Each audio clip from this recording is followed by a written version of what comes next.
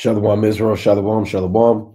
Brother Naquam, watchman for Israel, coming back at you with these precepts and another cold cut, giving, of course, our honor and glory to Yahweh by Shema Mashiach wa Malaki Bashai. Double honors to the elect elders of the house of David that's been in this truth for decades and decades, patiently waiting and laboring for the second coming of our Lord Yahushai. A hearty, mighty shalom to all of the mighty men of the Most High God who are out there on the highways and byways, pushing this truth, magnifying the ministry, presenting their bodies as a living sacrifice, and enduring all things for the elect's sake. Shalom to those men. Shalom to all of the men that may not be out there in the highways and byways as of yet, but they're working on it. They're getting built up in the spirit. They're praying, they're fasting, they're studying, they're being diligent, and they're abounding in the work of the Lord. Shalom, shalom. Shalom to all of the Aquath out there, the sincere sisters that are out there zealous, diligent, and on fire, moving in the spirit of our righteous foremothers. Shalom to the ancient men. Shalom to the children. Shalom to the elect of Israel scattered abroad throughout the four corners of the earth. And shalom to everybody tuning in live through the spirit and power of Yahweh by Shema Mashiach wa Malaki Bashai on another mighty Sabbath. Diamond Rivers, HBKN, Sweet Styles, Tamid, Servant 144K, Brother Believe, Juliet 18, Kyoko Banyamyan, Yvette McKellar, The Unpopular Truth, Little Vev, Tapuak, Benjamin Youngwolf, Shalom King, Shalom Williams, Vernon Brody, and everybody else tuning in. And again, and that will tune in, Lord willing. The topic of this cold cut is the sons of Cain, serpent seed, and untold secrets. So we're going to dive right into it, focusing on the sons of Cain, then and now, the serpent seed, and untold secrets through the spirit and power of Yahweh and his only begotten son, Yahweh Shai. Right? Let's kick it off regarding the serpent seed. Right? Let's start in Genesis, the 3rd chapter. So if you want to understand the serpent seed, right, and the sons of Cain, you want to start off, Slaki, in Genesis, the 3rd chapter, right? And in Genesis, the 3rd chapter goes into the judgments that Yahweh Bashmel Shai has put on the serpent, on Adam and his woman Eve, right, for their transgressions collectively. Now, the serpent is not an actual serpent, right? The serpent is an actual man, right? And we've covered that before with the characteristics of a serpent, right? Subtle, crafty, author of mischief, and many other things in prudence on the left-hand side that this man and these people have during this time. Now, this is Genesis. I want to jump down. This is Genesis chapter 3 and verse number 14. And Yahweh said unto the serpent, because thou hast done this, thou art cursed above all cattle, and above every beast of the field. Upon thy belly shalt thou go, and dust shalt thou eat all the days of thy life. So we're kicking it off after the serpent, which was an actual man from a particular nation, through a council that was set up to target specifically and strategically to target the woman, that she can get Adam to fall. That was all by design. It was all crafty counsel. One of the world's first crafty councils ever documented. Now, the judgment on that particular nation and that man, it says, thou art cursed above all cattle. Now, this means that above all men, cattle is really talking about the other beasts, the other nations of the earth. Right? Remember, in the scriptures, men are likened unto beasts. So out of all of the different men, the serpent and his seed are going to be the most base, most vile, and lowest nation in the eyes of Yahweh Bashmi Shai. Let's get one quick precept on men being regarded as beasts. Right? Let's go to Psalms. Right? We bring this out often. Psalms chapter 73. It says that the serpent was cursed above all cattle and above the beast of the field. Psalms chapter 73 and 22. So foolish was I and ignorant, I was as a beast before thee. So being foolish, ignorant, and deprived of the knowledge of the Most High God would make man a beast. Only with the law, statutes, and the commandments and the inspiration of Yahweh Bashmi Shai can man elevate from a beast-like mentality and a beast-like spirit to an upright man of the Most High, right? Only through the laws and the spirit of Yahweh Bashmiel Shai, right? Let's see what Solomon said. Let's go to Ecclesiastes chapter 3 and verse number 17, right? Well, we'll read 18. We'll get straight to the point. Ecclesiastes chapter 3 and 18. I said in mine heart concerning the estate of the sons of men, that the Most High might manifest them, and that they might see that they themselves are beasts. For that which befalleth the sons of men befalleth beast. Every one thing befalleth them. As the one dieth, so dieth the other. Yeah, they have all one breath, so that a man hath no preeminence above a beast, for all is vanity. So man is likened unto beast. And through Solomon's wisdom that was given to him, a lot of times man is proud, haughty, and man walks as if they're completely set apart from the rest of the creation of the Most High. Simply because man was given dominion over the beasts of the field, the fowls of the air, and the fishes of the sea, does not mean that man doesn't have similar traits as the rest of the creation. So Solomon, he wanted man, the Most High to manifest man, right? For the Most High to reveal unto man that, man, you're just like beast, right? But again, through the wisdom of the Most High, you will elevate and separate yourself from this beast-like status. Beasts deal strictly off of instinct and off of the flesh. A beast will have sex with anything. They'll hump anything. They'll eat anything, right? They have no direction and inspiration from the Most High. And so that's how man lives in these last days. So going back to Genesis, the 3rd chapter, now we know what it means when it says, because thou hast done this, thou art cursed above all cattle and above every beast of the field, right? Because he's going to be the most base, lowest, disregarded nation on the earth. Upon thy belly shalt thou go, and dust shalt thou eat all the days of thy life. And eating dust is not literal. A lot of people think that this was an actual snake that had legs, and now the only reason that you see vipers and pythons and anacondas going in their belly is because they gave an apple to a woman. That's not what this is talking about, right? Upon thy belly shalt thou go, and dust shalt thou eat all the days of thy life, is again speaking about this nation that's going to be brought down to a lower state, right? Let's get a precept. Let's go to Micah, right? Let's go to Micah chapter 7. Let's get a quick precept through the spirit and power of Yahweh Bashmiel Shai, right? This is the book of Micah, chapter 7 and verse 16, right? Here's how the Most High describes the nations as he destroys them and exalts the children of Israel. Micah 7 and 16. The nations shall see and be confounded at all their might. They shall lay their hand upon their mouth. Their ears shall be deaf. So when they see us exalted, like this links up with Wisdom of Solomon chapter 5 and 1, right? When the Most High speaks about the righteous man standing up with great boldness against the face of such as have afflicted him. You're going to see us beamed up in a chariot with our spiritual body, and they're going to be confounded. Verse number 17. They shall lick the dust like a serpent. They shall move out of their holes like worms of the earth. They shall be afraid of Yahweh, Bashmiel Shai, our God, and shall fear because of thee. So what does this mean? They shall lick the dust like a serpent. It means they're going to be brought down from their highest state, and they're going to be brought down to the dust, right? So the serpent is the creeping thing amongst the dust, amongst the ground.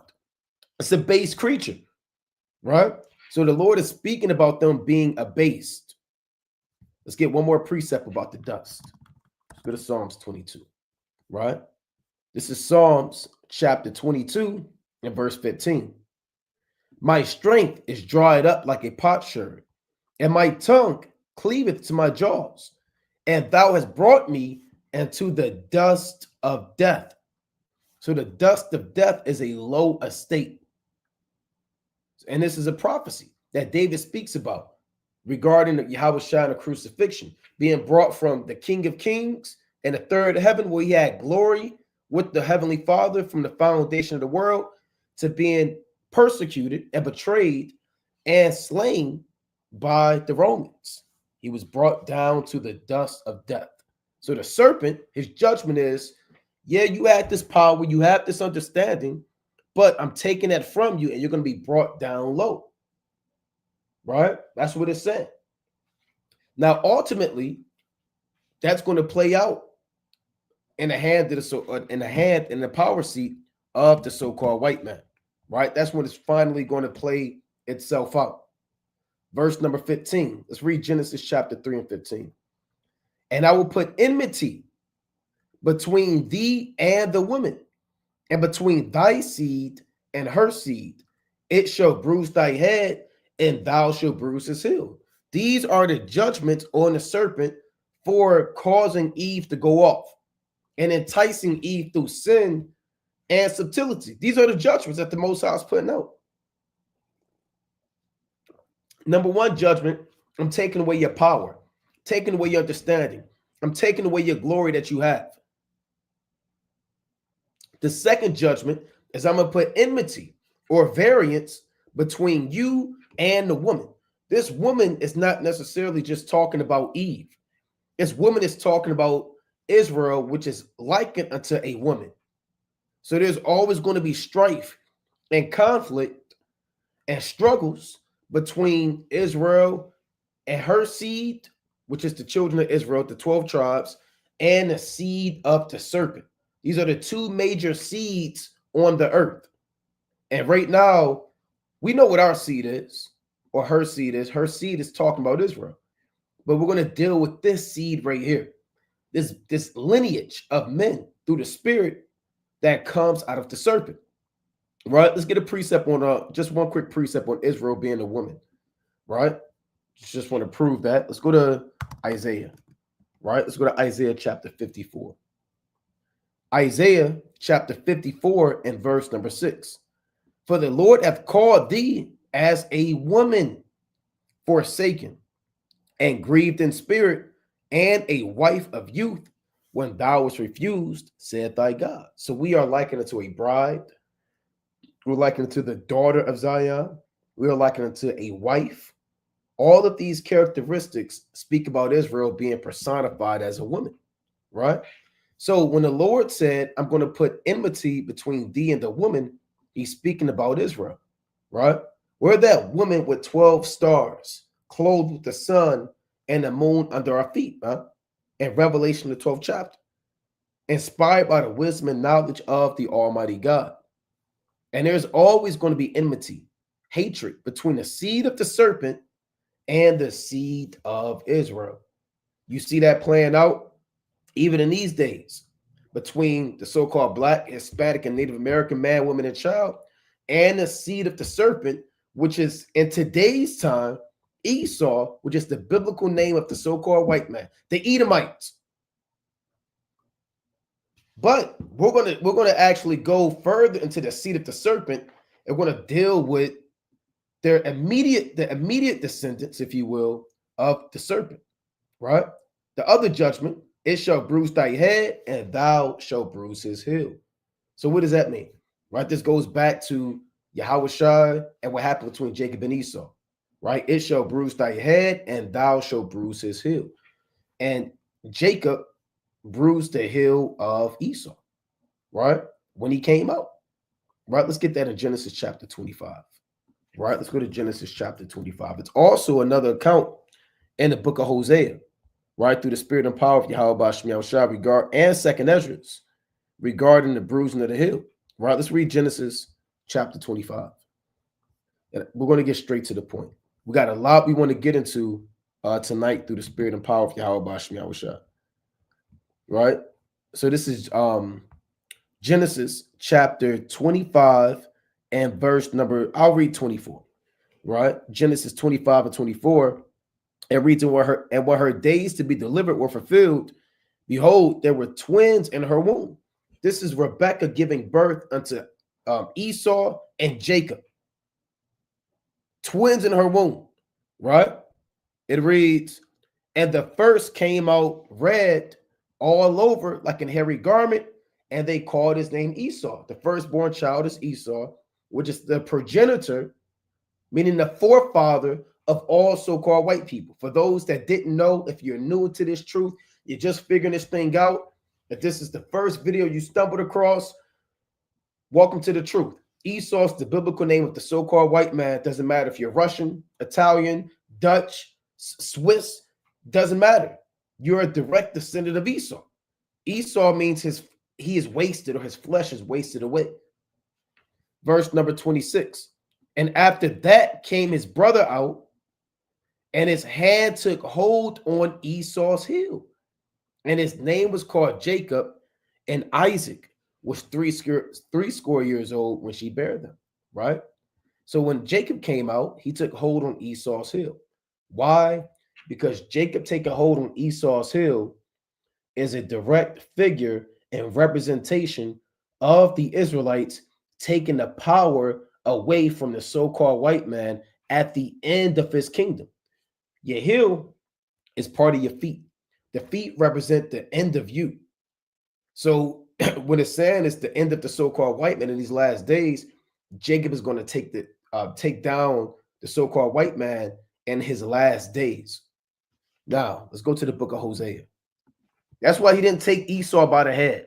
Well, how come he didn't take him by the arm? How come he? Because the heel is the end of man, right? Read Daniel, the 2nd chapter, regarding the 10 toes. The feet is the end of you. So it's very important why the Most High said that he would take him down by his heels, right?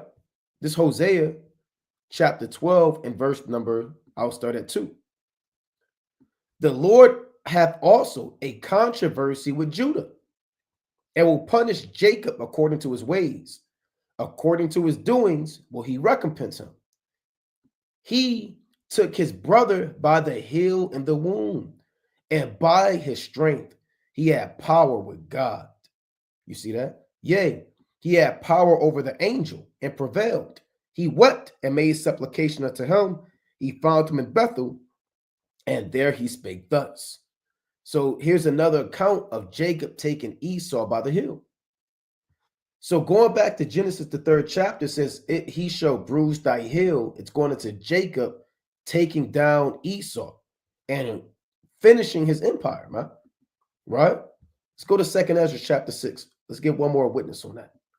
Right? 2nd Ezra chapter 6. And we're going to start at verse number 7. Now, this is Ezra asking about the end of the world, right? And all brothers should be hastening to the end of the world. You should be looking forward to the end of the world. I love talking about the end of the world. It is probably, if not my favorite subject lesson to go into, the end times, the end of this man's society, right? The end of the world, all hell breaking loose, destruction, mayhem, Jacob's trouble, World War III, the chariots, salvation, deliverance. We're hastening the second coming of the Lord, right? Nevertheless, this 2nd Ezra, chapter 6 and 7. And that's the mentality that all of our fathers had, man. They always wanted Yahushua to deliver them and the Most High name to be magnified in the earth, right? This is this 2nd Ezra, chapter 6 and verse number 7. Right, Salakia.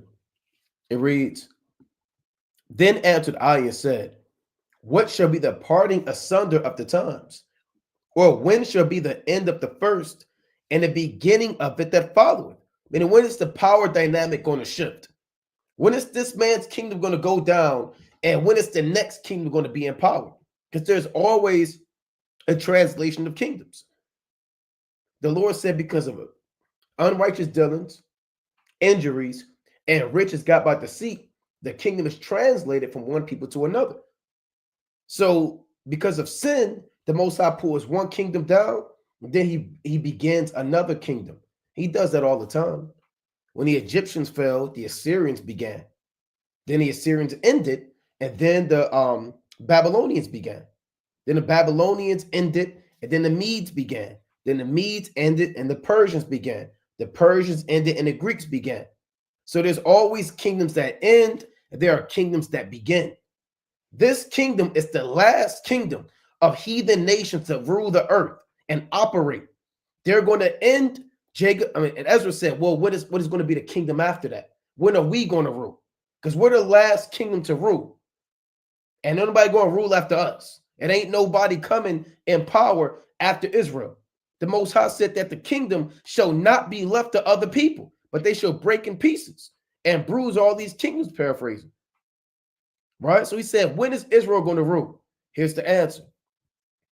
And he said unto me, from Abraham unto Isaac, when Jacob and Esau were born of him, Jacob's hand held first the hill of Esau. So this links back up with Hosea chapter 12 and 3 and Genesis 25 and 26. Jacob's hand held first the hill of Esau. But now Ezra's breaking it down a little further. For Esau is the end of the world, and Jacob is the beginning of it that followeth. So the end of the world, meaning the end of an age, the end of this epoch, this era of man, of sin, sodomy, freakism, wickedness. It's going to happen in the end of the so-called white man's rulership, and we're going to rule next. That is what the Most High is speaking about in Genesis, the 3rd chapter, when it says, thou shalt bruise his heel. It also said, it shall bruise thy head, right? And our head is Yahushua, right? Let's get that in 1 Corinthians. So the serpent would bruise our head. That's what the Most High is saying. Who's our head? Yahushua. Meaning the Romans will crucify our Lord. 1 Corinthians 11 and 3. But I will have you know that the head of every man is Hamashiach, Yahushua. And the head of the woman is the man, and the head of Christ is God, right? Every man praying or prophesying, having his head covered, dishonoreth his head, right? So his head, or our head, is the Lord, and he was bruised and killed by the Romans. So there's the judgment in Genesis 3 and 15 between Israel and the serpent seed. Now, the serpent seed, like we brought out, it goes into the so-called white man in today's time, the so-called white man, Esau, the Edomites, but it also through the spirit goes into the sons of Cain.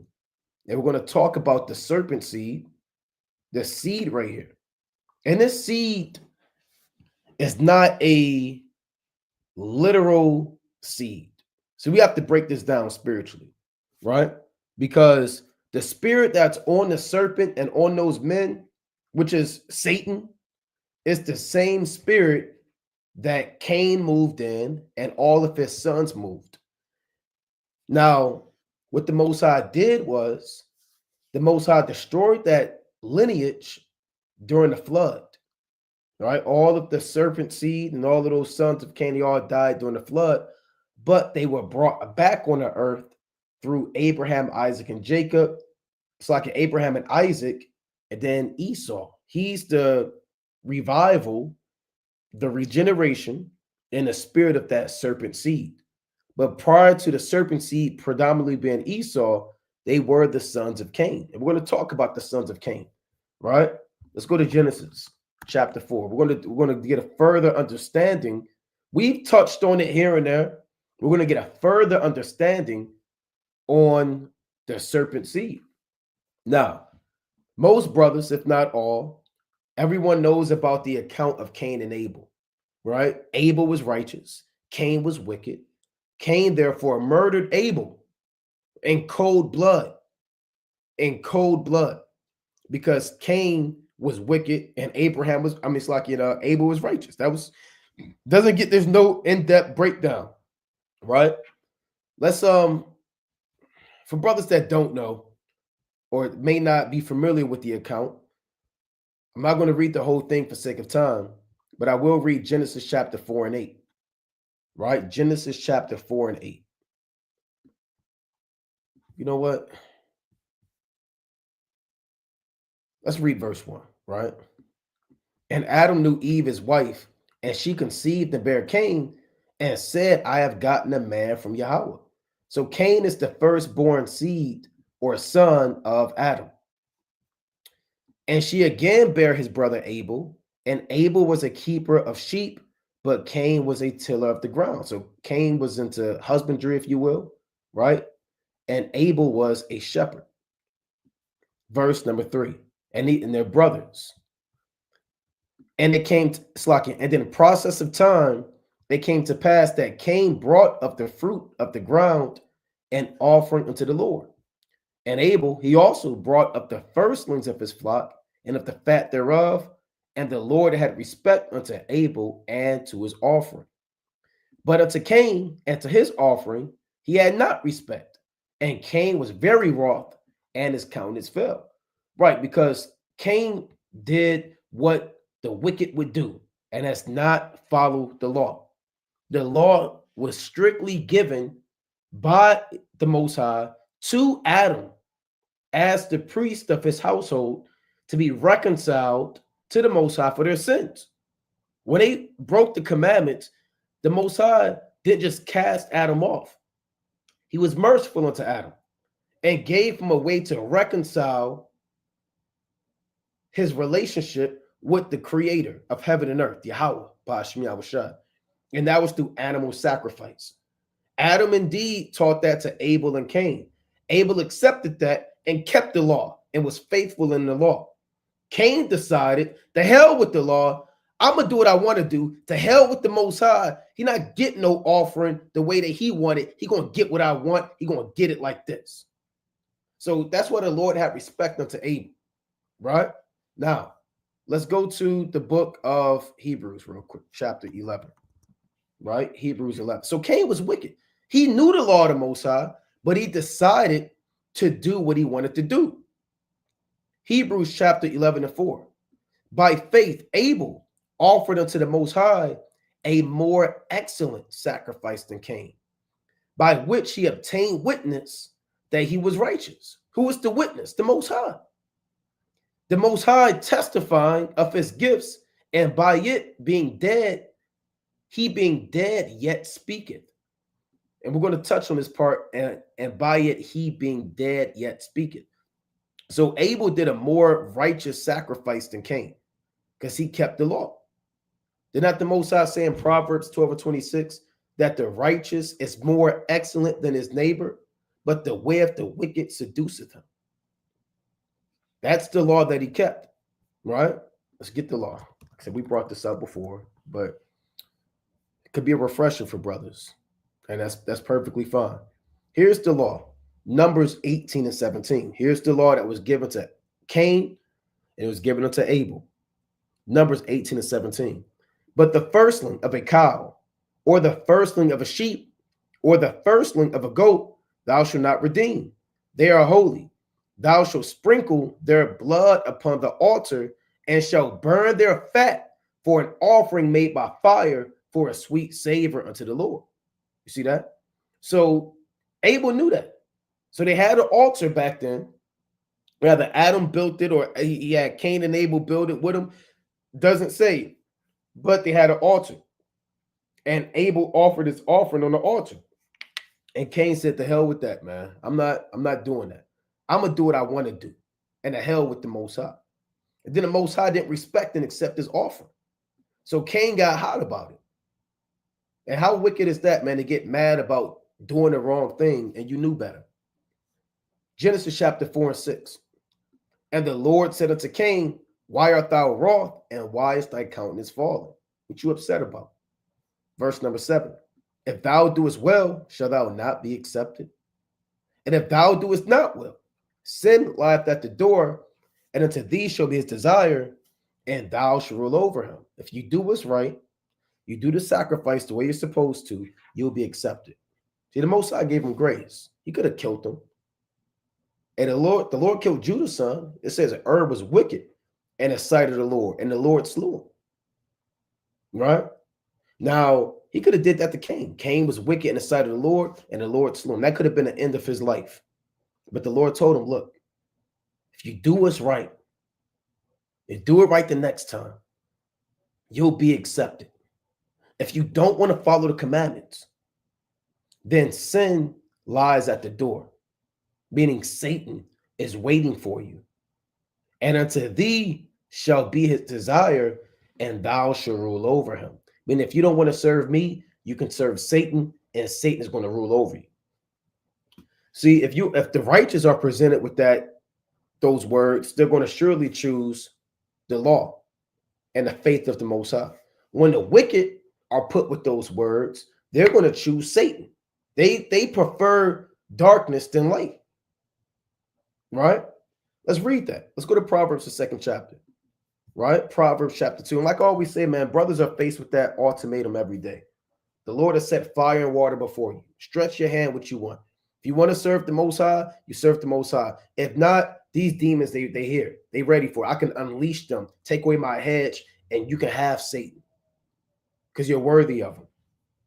Now, Cain, he heard that, and Cain said, man, I ain't trying to serve no God. I am my own God. This is Proverbs chapter 2 and 10. Let's prove it. When wisdom entereth into thine heart, and knowledge is pleasant unto thy soul, discretion shall preserve thee, understanding shall keep thee, to deliver thee from the way of the evil man, from the man that speaketh forward things. So wisdom will keep you away from the evil man, who leave the paths of uprightness to walk in the ways of darkness. And this is what happened to Cain. He left the path of uprightness, man. He could have did what was right, but he wanted to walk in the ways of darkness. Who rejoiced to do evil and delight in the forwardness of the wicked. So he loved doing evil, man. He got off from bringing that fruit of the ground to the Most High. Whose ways are crooked and they forward in their paths. So this is one of the first major signs or major accounts of apostasy. Yeah, Adam went off, but Adam repented. He did his sacrifice. And the Most High was still dealing with Adam. Otherwise, he wouldn't give him a way to be reconciled to him. But Cain is outright apostasy, meaning he fell away from the Most High and his grace. And he left the path of uprightness to walk in the ways of darkness. And we're going to read about that. You can say, well, how do you know? How do you know Cain didn't get right? Well, let's read the next verse. Genesis chapter 4 and 8. And Cain talked with Abel his brother. And it came to pass when they were in the field that Cain rose up against Abel his brother and slew him. He murdered his brother. First account of murder in the Bible, right? First account from Cain. And the Lord said unto Cain, where is Abel thy brother? And he said, I know not. Am I my brother's keeper? And this is, like we always say, this is a sarcastic, Salaki for the language, asshole statement, man. I'm going to just put that out there, right? This is Cain just being an a-hole. Am I my brother's keeper? You want to watch over that, man? Right? So let's jump down to the judgment. Let's see the judgment that happened to Cain. Right? This is Genesis chapter 4 and 15. And the Lord said unto Cain, therefore, we'll read 14. Here's the judgment. Behold, thou hast driven me out this day from the face of the earth, and from thy face shall I be hid.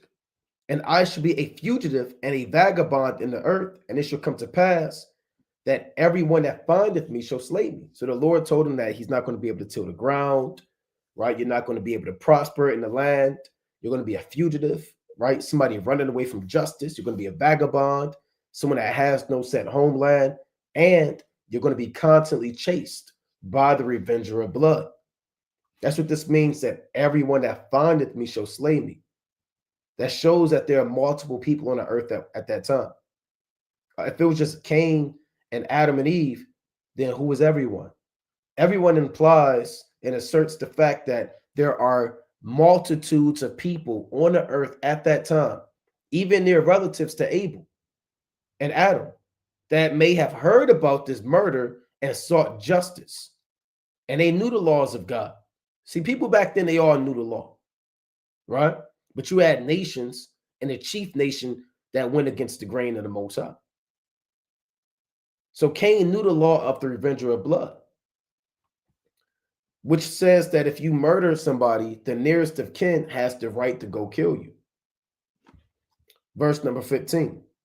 And the Lord said unto him, therefore, whosoever slayeth Cain, vengeance shall be taken on him sevenfold. And the Lord set a mark upon Cain, lest any finding him should kill him. Right? So the Most High didn't want anybody to kill Cain. You can say, well, damn, why? Why would the Most High do that? I thought Cain was wicked. Well, ultimately, the Most High, he is the ultimate revenger of blood. The Lord is the one that's going to kill Cain. See, Cain never received justice for the murder that he did towards Abel. You never read about him being put to death for murder, right? The Lord set a mark upon him, which means he took away all of his all of his melanin. Right? He became a leper, a clean leper. And he also told him, if you slay Cain, any of these people around you, any of the relatives of Abel, if they murder you and wipe you off the earth, then I'm going to execute vengeance on them sevenfold, which means the Lord is the one who's going to get up with Cain in the day of judgment. He has reserved Cain for himself, and he's going to get Cain in these days. These are the days where he's going to get up with Cain for what he's done, and he's going to get up with him sevenfold. And again, this mark that he set upon him is ultimately the Lord taking away his melanin, right? This is Leviticus 13 and let's see, 13. All right, here's a precept. Leviticus 13 and 13. And there's a reason why the so-called white man looks the way he looks. It's not a coincidence. It's not because he moved up north and he was up there with the woolly mammoths and his nose got thin to stop the cold air and his lips became thin to eat the certain fruits and his melanin got wiped away because he was far away from the sun. Stop believing the lies of this devil. He's making it up. That's not why man looks the way that he looks. He's a leper. He knows that. We know that. But the masses are completely ignorant of that because they trust in this man's natural philosophy and anthropology. Here's what the Lord said, Leviticus 13 and 13. And the priest shall consider, and behold, if the leprosy have covered all his flesh, he shall pronounce him clean that hath the plague.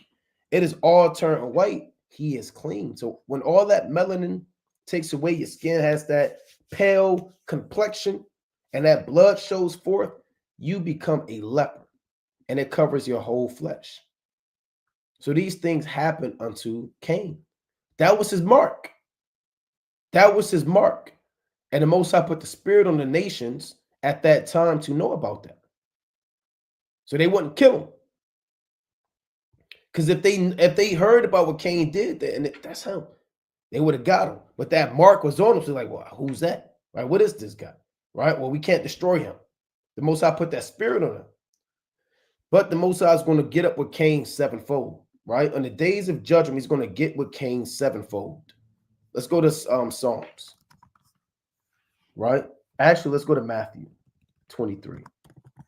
Salakia. Matthew chapter 23. Boy, I typed that in wrong. Salakia. Matthew chapter 23. So Cain didn't get away with it. He's not going to get away with it. This is what Yahushua said. Matthew 23 and 35.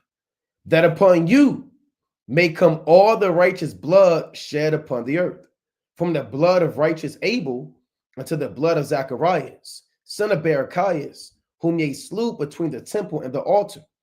Verily I say unto you, all these things shall come upon this generation. That generation that he made this speech to is this same generation on the earth. All those men are back on the earth. All of the scribes, the Pharisees, the Sadducees, the high priests, the apostles, the disciples, all of those men are on the earth today. The righteous women, they're here and they're amongst us. You might be one of them who only the Most High knows. But the point is, they're going to be held accountable for what they did. And it's going to happen in this life. The blood of Abel, meaning the murder that Cain did, the Most High said is going to come upon this generation. He's going to get up with Cain in these days that you currently live in. Now, and he said he would do it sevenfold, which is complete destruction. This is Psalms chapter 79 and verse 11. Let the sign of the prisoner come before thee. According to the greatness of thy power, preserve thou those that are appointed to die. Right? Save the elect, the prisoners, those who are in captivity. Preserve us and save us for the chariots. Verse number 12. And render unto our neighbors sevenfold, and to their bosom their reproach wherewith they have reproached thee, O Lord. So you see, there's a prophecy of a sevenfold judgment coming to our neighbors. Who's the chief neighbor? Esau. He's the neighbor geographically that dwelt south of Judah, south of Israel. So all of the nations dwelt amongst us. You had the Moabites on that side of the river. You had the Ammonites on that side of the river, right? You had the Edomites south of us. But Esau, he's the neighbor that's going to get the sevenfold judgment of the Most High. Right? Let's go to Sirach chapter 40 and 10. He said, whosoever taketh vengeance on Cain, it's like he'll have vengeance sevenfold. So the Lord is the one that's going to do the sevenfold punishment. This is the book of Ecclesiasticus, chapter 40 and verse number 8. Such things happen unto all flesh, both man and beast, and that is sevenfold more upon sinners. Death and bloodshed, strife and sword, calamities, famine, tribulation, and a scourge. So all of that is sevenfold on sinners. Death, bloodshed, strife, wars, the sword, calamities, famines, tribulation, the scourge. If you're part of Cain's lineage and the serpent seed, you're going to get that sevenfold more. The Lord said these things, everybody dies. Everybody, deals with murder. People deal with strife and calamities. But we dealt with that. We still go through these things. Drug distribution, gun violence, murders in our communities, strife and animosity amongst each other. But it's going to be sevenfold more upon sinners. And the chief sinner is the so-called white man. Right? Let's read that again. Sirach 40 and 8. Such things happen unto all flesh, both man and beast, and that is sevenfold more upon sinners. Death and bloodshed, strife and sword, calamities, famine, tribulation, and a scourge. These things are created for the wicked, and for their sakes came the flood. And you're going to find out due to Cain's lineage, his seed line, the serpent seed, that's why the flood came. And they're going to get this sevenfold judgment. And that's what the Most High said, whosoever slayeth Cain, vengeance shall be taken of him sevenfold, because the Most High has set him apart for himself. Let's get one more in that. Let's go to Proverbs chapter 16 and 4, right? Proverbs chapter 16 and 4. It reads, the Lord made all things for himself, yea, even the wicked for the day of evil. So the Lord made the wicked just to destroy him in the day of evil, to give him that sevenfold judgment. He made all things for himself. For his pleasure, they are and were created, right? From man to the elements, to the creeping things, to the mountains, to the righteous. Even the wicked were made for the Most High. They were made for him. Why were they made? To be destroyed in the day of evil. All right, surely brothers understand. Now, let's see what happened after Cain got the judgment. Genesis 4 and 16. And Cain went out from the presence of the Lord and dwelt in the land of Nod on the east of Eden. Now, the land of Nod is the land of wanderers, right? Let's pull this up. The land, it should say the land of wanderers. They might say nomads, right? So here's Nod. It reads, wandering, land to which Cain fled or wandered after the murder of Abel, right? Now, the land of Nod, let's see what they pull up on the map, right? Let's see, land of Nod. We're gonna touch on the land of Nod, right? The land of Nod is very important to understanding the seed of the serpent. right? So the Garden of Eden was in Jerusalem. The land of Nod was on the east of Eden, right? Now, let's touch on it, right? Let's go back. Hold on. There's no exact definitive location, right, on what the land of Nod was in the ancient world, but it's not as important to know where the land of Nod was as it is to know what happened on the east of Eden. That's what's important. Why would Cain go to the east of Eden? Right? Why did he go to the east of Eden? Let's read this again. Genesis 4:16. And Cain went out from the presence of the Lord and dwelt in the land of Nod on the east of Eden. Right? And again, what's on the east of Eden? Let's go back to Genesis, the 3rd chapter. Right? Let's see what's on the east of Eden. Genesis chapter 3 and verse number 23. Now, this is the exile of Adam from the Garden of Eden. But let's see what's on the east of Eden. Genesis chapter 3 and 23. Therefore, Yahweh sent him from the Garden of Eden to till the ground from whence he was taken. So he drove out the man, and he placed at the east of the Garden of Eden cherubims and the flaming sword, which turned every way to keep the way of the tree of life. So on the east of the Garden of Eden were spirits, right? Cherubims. And their job is a job of a cherubim is to cover things, like they cover the mercy seat. When you read the law in Exodus 25, Exodus 37, Psalms 80.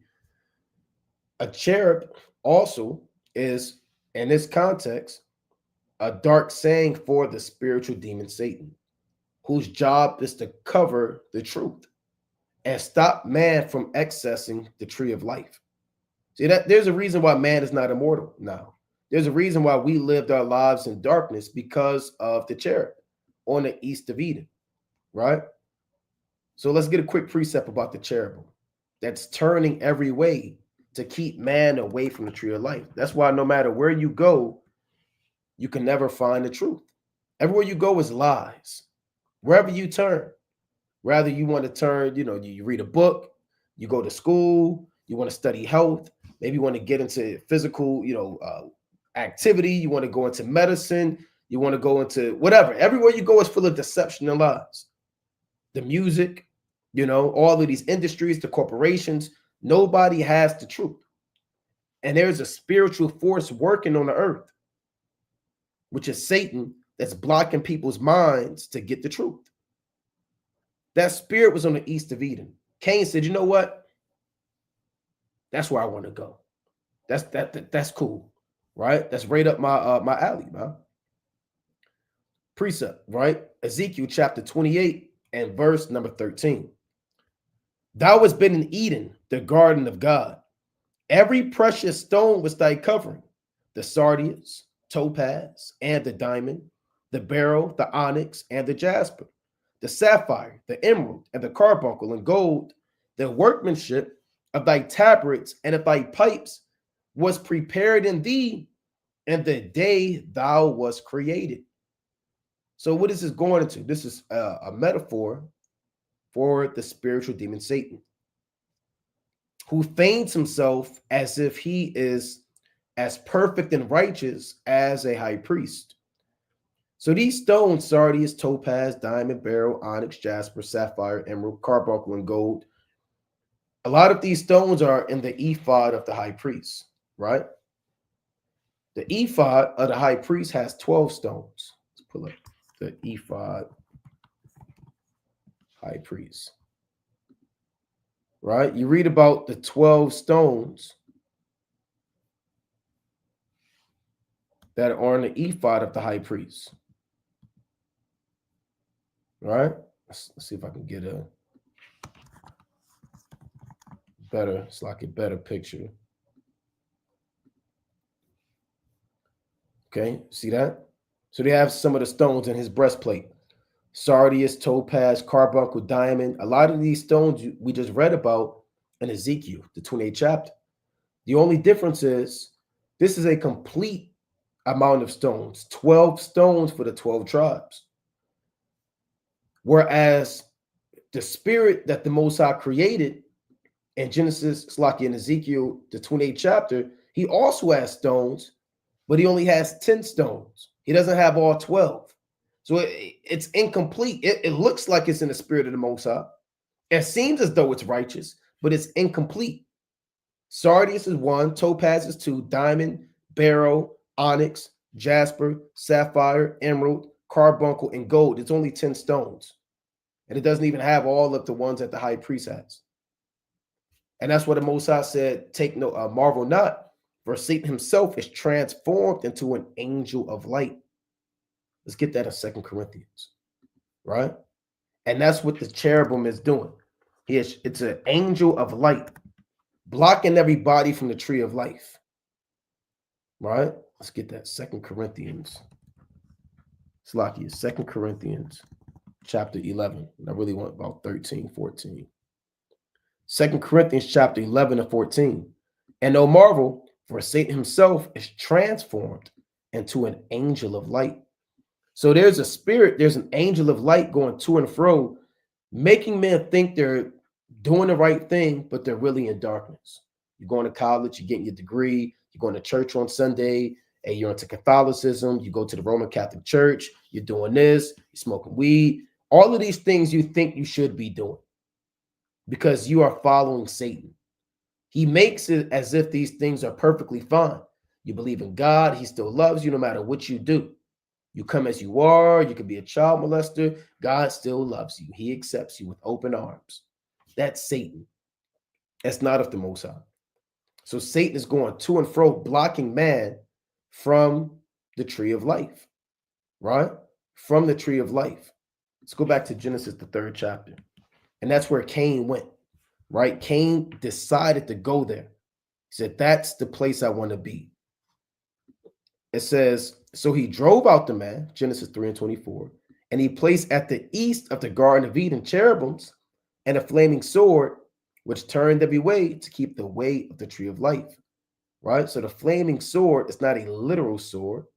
It really just represents the spirit of the so-called white man, right? The Most High said in Psalms chapter 17 and 13 that he made the wicked his sword, right?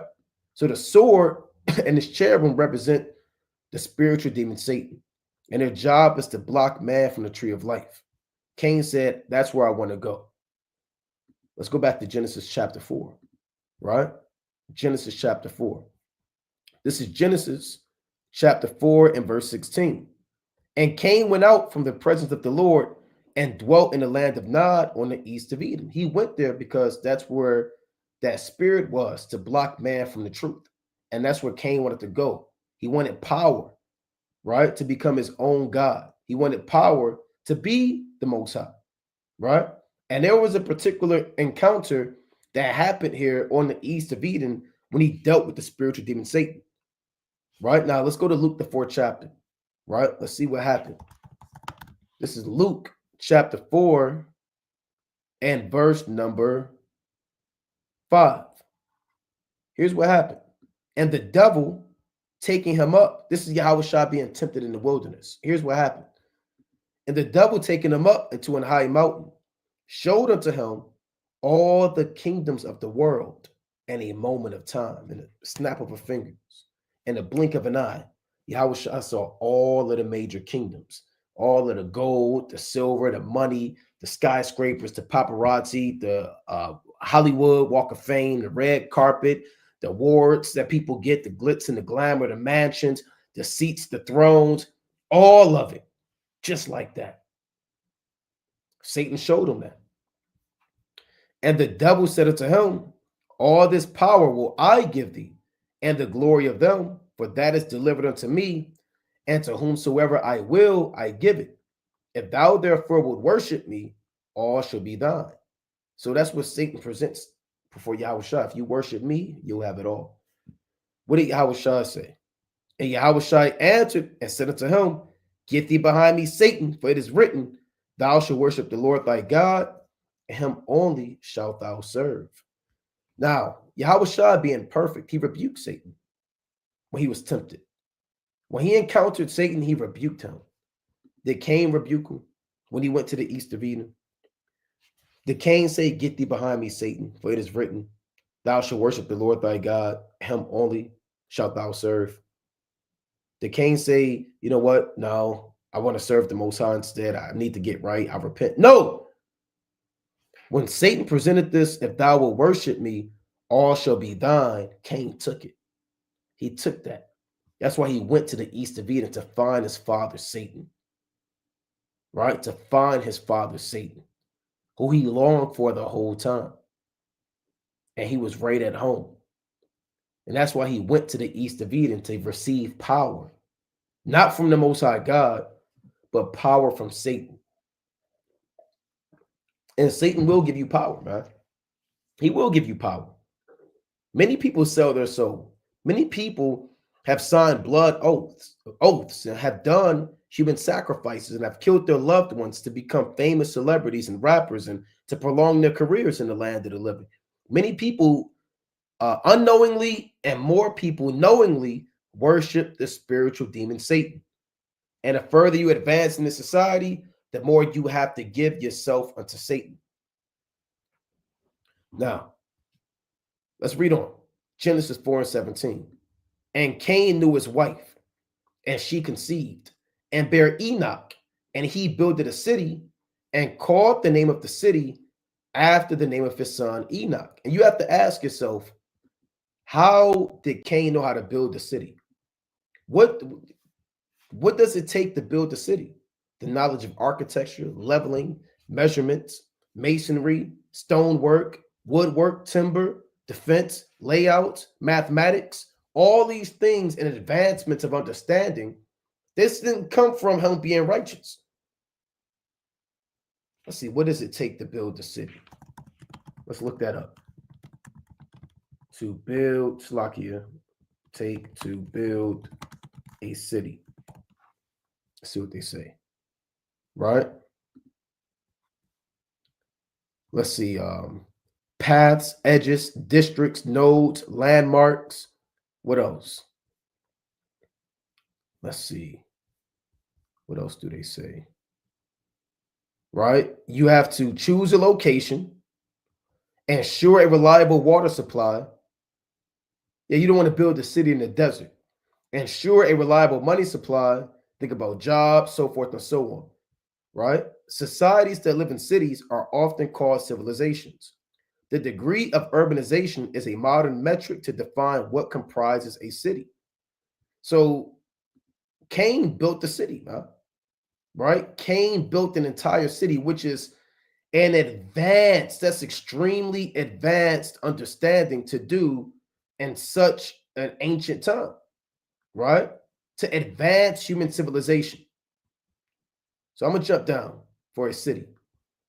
I want to read right here. It says cities generally have extensive systems for housing, transportation, sanitation, utilities, land use, production of goods, and communication. And even today, man, even the average brother, to build an entire city by yourself, it's difficult. Jake, you can barely put together some furniture.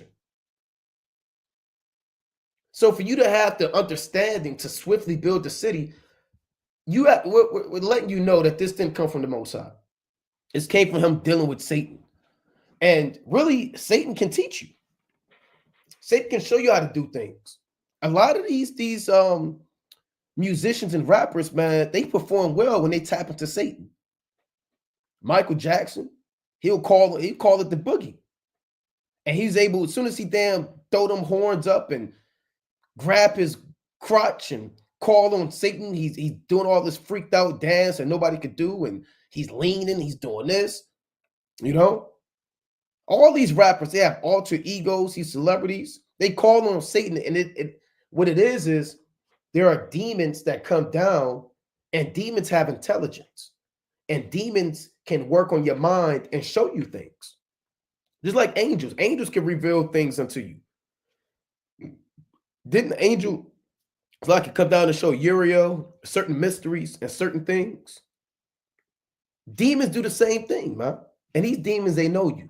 These demons, they knew Cain, right? They knew Cain, and they were working with Cain and all of his sons, right? This Acts chapter 19 and verse 15. And the evil spirit answered and said, Yahushai I know, and Paul I know, but who are ye? So these evil spirits know people. They answer to higher level necromancers, mediums, sorcerers, warlocks, and certain men, they're on such a high level on the left-hand side, they can actually sick a spirit on you, man. They could put a spirit on you. They could talk to demons and put demons on people. And these demons, they have understanding. And they reveal unto men wickedness and confusion. How do you think the so-called white man is able to build an atomic bomb? Because he was working with Satan. Did he go to class and Satan said, okay, I'm going to show you the science of engineering. Day one, right? No, those demons work on your mind and reveal things unto you. Okay? So these spirits, they know things, man. Let's go to 2 Samuel, chapter 14, and I believe I want 17. So this is how Cain was able to build the city. The advancement of civilization and urbanization and being set apart from God on the left-hand side and making your own city, that comes from the left-hand side. This is 2 Samuel, chapter 14 and 17. Then thine handmaid said, the word of my lord the king shall now be comfortable. For as an angel of God, so is my lord the king to discern good and bad. Therefore, the Lord thy God will be with thee. So the Most High has given angels intelligence.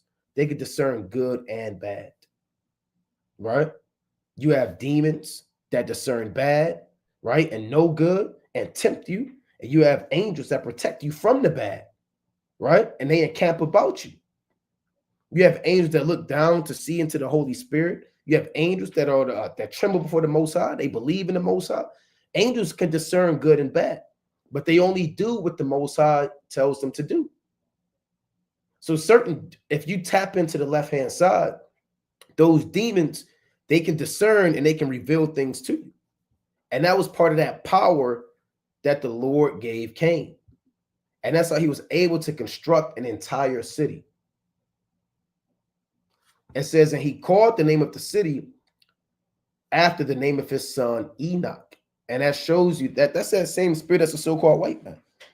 Don't it tell you in Psalms 49 that he conquers lands and names them after himself? Let's get that in Psalms 49 and 11, right? That's why he named it after his son, Enoch. And no, that is not the same Enoch that walked with the Most High and was not for the Most High took him. That's not the Enoch that was translated. That's a different Enoch. That's the Enoch on the left-hand side. Ecclesiasticus, Slakia. I'm going to get that next, Most High willing. But this Psalms 49 and 11. Their inward thought is that their houses shall continue forever, and their dwelling places to all generations. They call their lands after their own names. Washington, D.C., right? Alexandria, Egypt, right? Washington State, right? Maryland, Baltimore. These are all named after Edomites. They call lands after their own names. Let's go to Sirach 40, and I believe I want 19. Okay, we're going to stay in this chapter. Come. Ecclesiasticus chapter 40 and 19. Here's a precept. Children and the building of a city continue a man's name, but a blameless wife is accounted above them both. So how do children and the building of a city continue a man's name? Because the spirit of that man is now in that city. See, when Yahushai establishes the Most High through his son Yahushai, establishes the kingdom of heaven, the name of the Most High is going to be in that city. The name of Yahweh Shemel Shai. Right? It's going to be righteousness. I believe, let me get this precept. It's going to be purity there, godliness. Let's get this in Jeremiah 23. I believe this is a precept I want. This is Jeremiah 23:6. It reads, "In his days shall Judah be saved, and Israel shall dwell safely.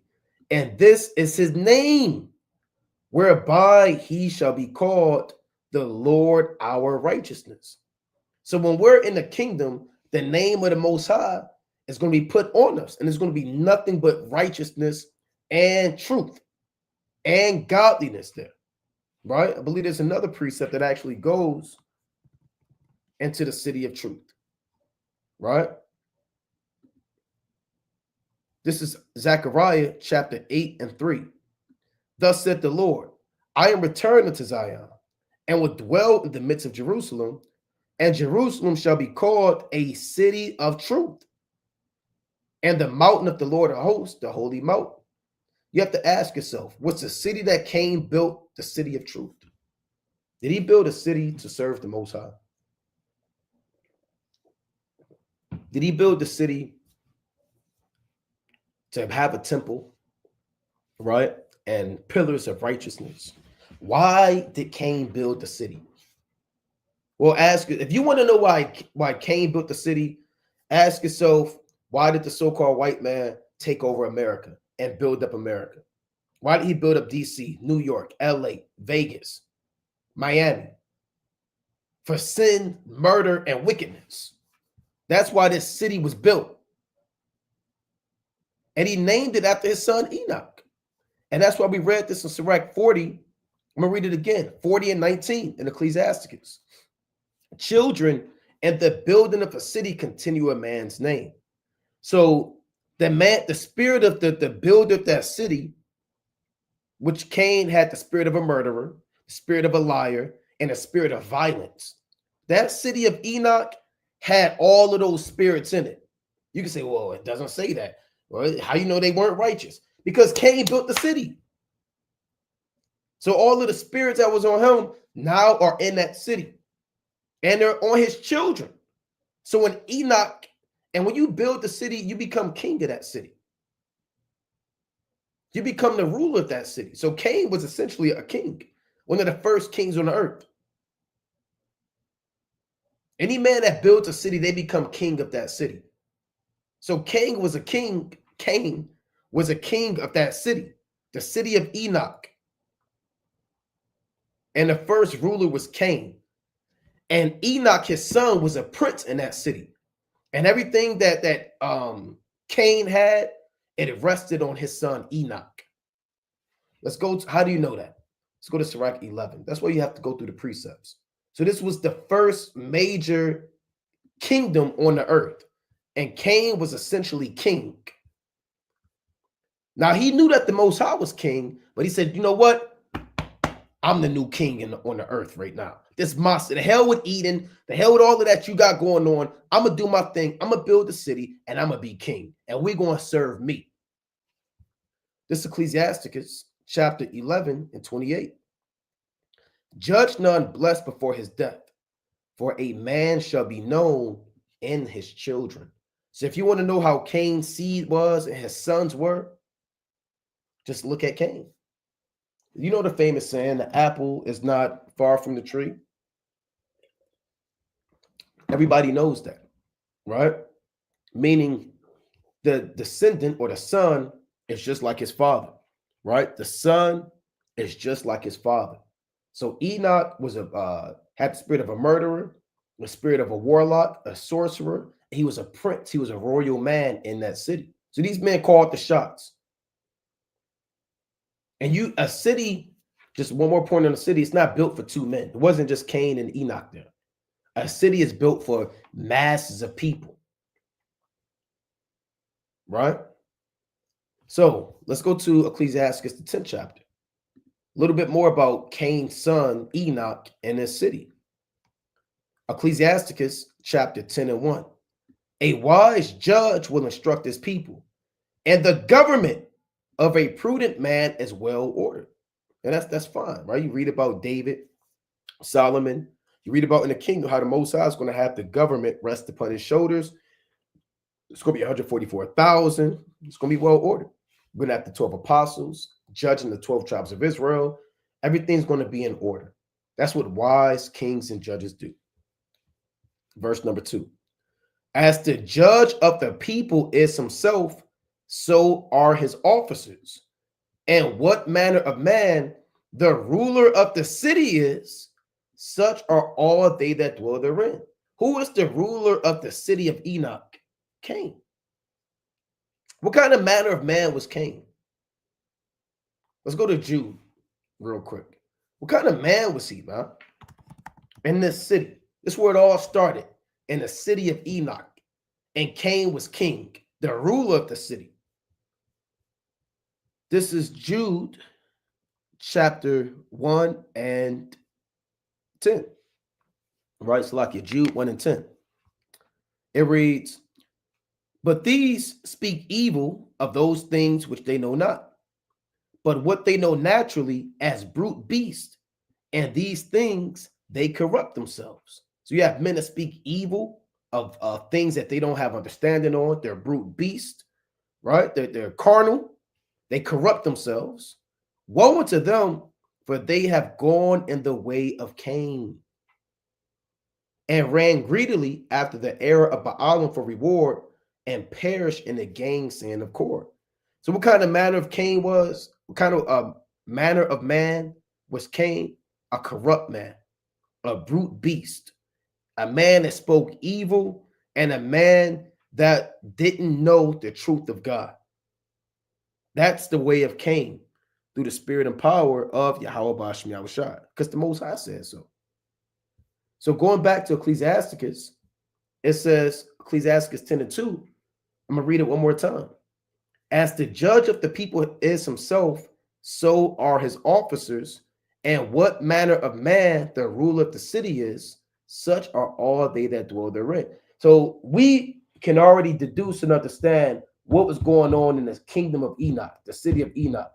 Murder, violence, wickedness, lust, sexism, freakism, sodomy, and madness. Let's go to Ezekiel chapter 7, right? Let's go to Ezekiel chapter 7 and 23, right? Ezekiel chapter 7 and 23. It reads, make a chain, for the land is full of bloody crimes, and the city is full of violence. Now that applied to Jerusalem. That applies to where Amalek is right now in the land of Israel. But that applies even back then. The city of Enoch was full of bloody crimes, and the city is full of violence. Full of violence and bloody crimes. Because whatever spirit is in a leader is going to be in the city that he built. Let's go back to Genesis, the 4th chapter. Right? So now through the precepts, you're understanding what was going on in this city. Who was king? His son was prince.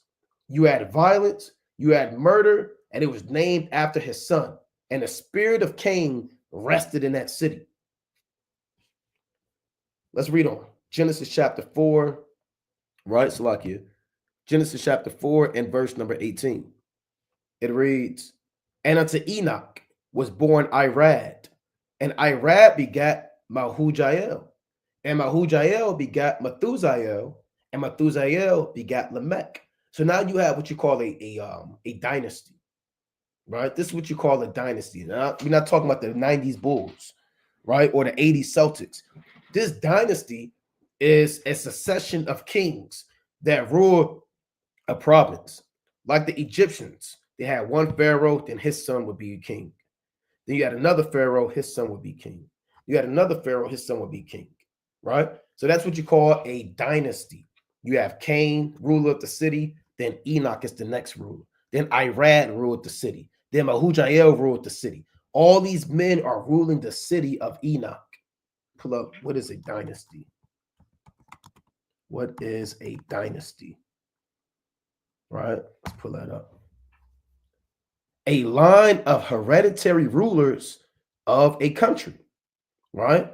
So the first major dynasty on the earth was the sons of Cain, a succession of people from the same family who played prominent role in business, politics, or another field. An ancestral line, a bloodline, a lineage. And the sons of Cain, Enoch, Irad, all these men, this is one of the first major dynasties, Slakia, on the earth, right? On the earth. And now you can say, well, maybe Enoch's son was righteous. Well, no, right? All these men moved in the same spirit. All these men moved in the exact same spirit. We just read, a man shall be known in his children. Right? A man, the Lord said, train up a child in a way that he should go. And when he is old, he will not depart from it. So all these men were trained up, man. Cain trained up his sons very well. Stop thinking Cain turned the other leaf, man. Right? And Cain finally decided to do what was right. Right? They finally decided to be righteous. All these men were moving in the same spirit. So let's read on. Genesis 4, and I'm going to read 18. And it said, Enoch was born Irad, and Irad begat Mehujael, and Mehujael begat Methusael, and Methusael begat Lamech.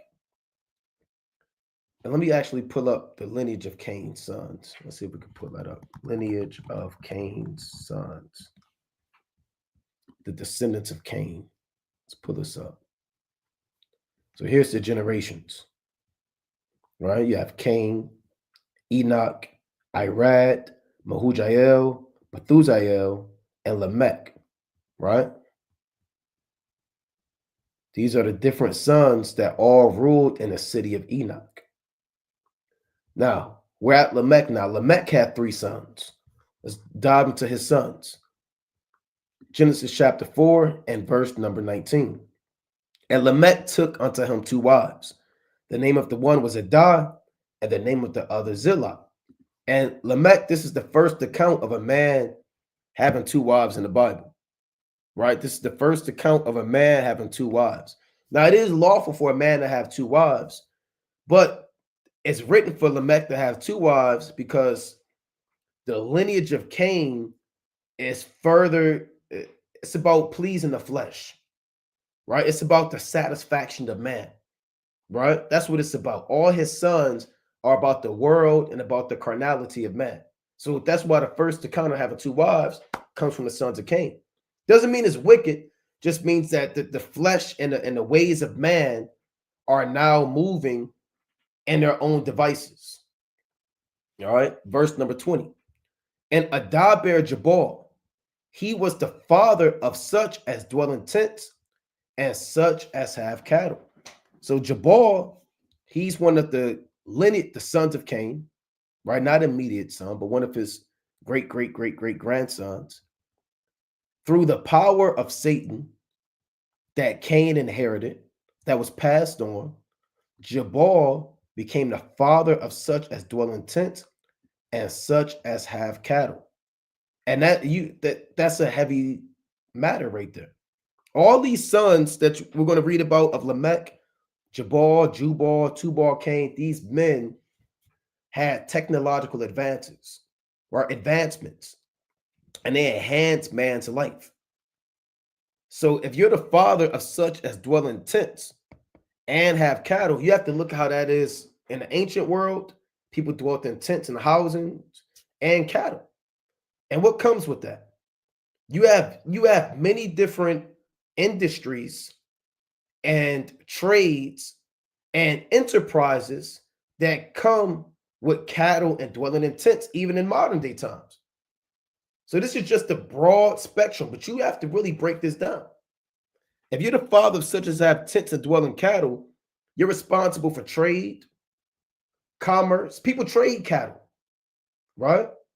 You have trade, you have the fur industry, right? You have the clothing industry, because people get clothes from cattle, right? You're responsible for the milk, that the breeding, housing complexes. Tents are for worship. Tents are for living. You know, this is all about, Jabal is essentially the father of all economics, trade, and commerce. Right? Let's get a precept on that. Let's go to Proverbs chapter 27. So these sons of Cain, man, that were ruling and that was in power, these men received power from Satan on the left-hand side to advance civilization on the left-hand side, promote violence, and heap up wealth. This is Proverbs 27 and 23. Be thou diligent to know the state of thy flocks, and look well to thy herds. For riches are not forever, and doth the crown endure to every generation. So Jabal, him being a father of men that dwell in tents and have cattle, that's really going into riches, economics, enterprise. Verse number 25. The hay appeareth, and the tender grass showeth itself, and herbs of the mountains are gathered. And what also comes with that? Agriculture, because you have to feed your cattle, right? Then you have to herd them. You have to know how to plant, how to sow. So the agricultural industry comes from that. Commerce, trading cattle. People buy cattle for sacrifices. So whatever gods was being worshipped back then, you have to buy and purchase cattle, oxen, sheep to do your sacrifices. So there's really no telling how in depth Jubal was using his understanding for, but we do know it was on the left hand side. Proverbs 27 and 26. The lambs are for thy clothing, and goats are the price of the field. So when you are the father of cattle and have tents, you're the father of clothes, right? You own a clothing industry. You have monopolized the food industry because that's beef, right? That's clean meats. You have clothes, you got meat that you're the father of. You're the father of the food industry and food distribution. So whoever owns these Cisco's, these U.S. foods, that's the spirit of Jabal. All of these top clothes that help advance and give culture to an expression to human civilization that comes from Jabal. Trade and commerce, economics, finance, all that is the spirit of Jabal. That's what's on the earth right now. So the lambs are for thy clothing, and the goats are the price of the field. And thou shalt have goat's milk enough for thy food, for the food of thy household, and for the maintenance of thy maidens. Right? So that shows how the cattle and things are used. I had another precept in mind. Let's go to Genesis 13. Right? I had another precept. Lord willing, it comes back. Right? But this is Genesis chapter 13 and verse 2. And Abram was very rich in cattle and silver and gold.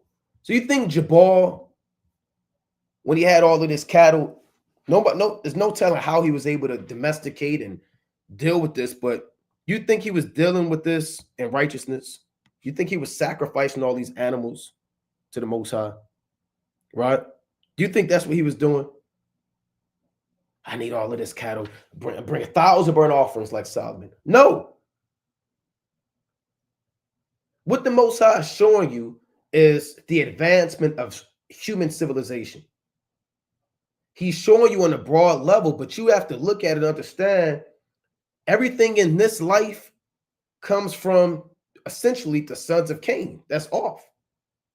And that helps advances man.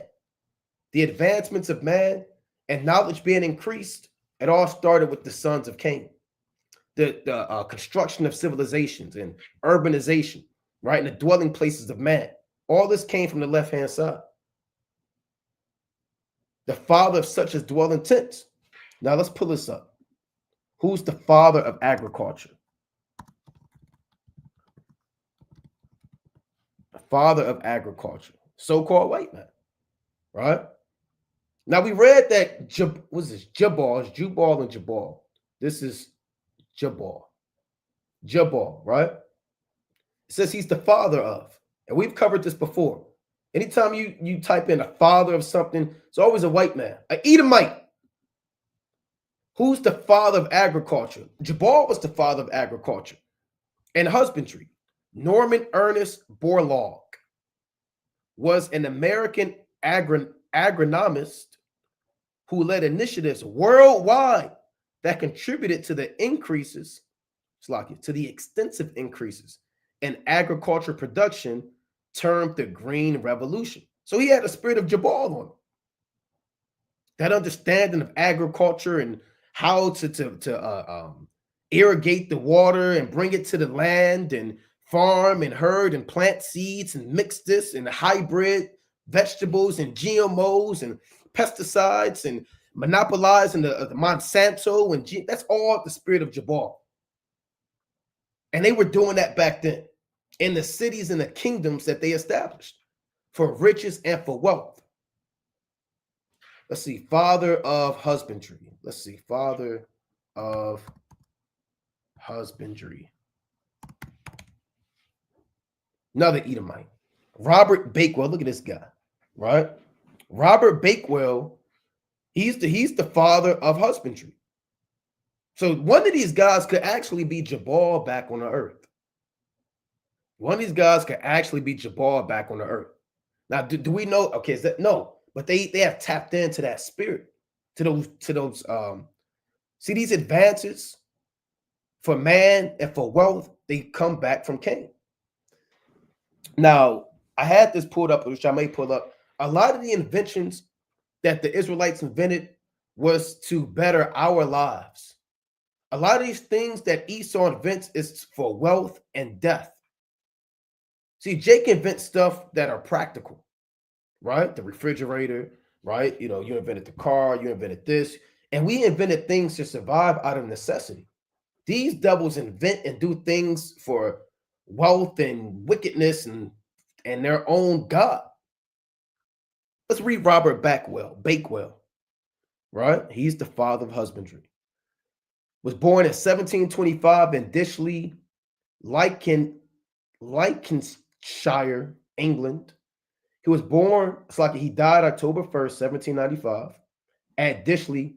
Bakewell was an agriculturalist who revolutionized sheep and cattle breeding in England by methodical selection and inbreeding. He was the first, or he wasn't the first, Jabal was. He was the first to improve animals for meat production and carcass quality. Let's do father of farming. Right? Let's see. Okay, they don't have much for father of farming. Let's see what else. Father of cattle. Right? Let's do cattle breeding. Same guy. So this guy might be Jabal, right? Let's go back to Genesis chapter 4. Right? So now we're understanding exactly what was going on. These spirit, and again, what comes out of this too?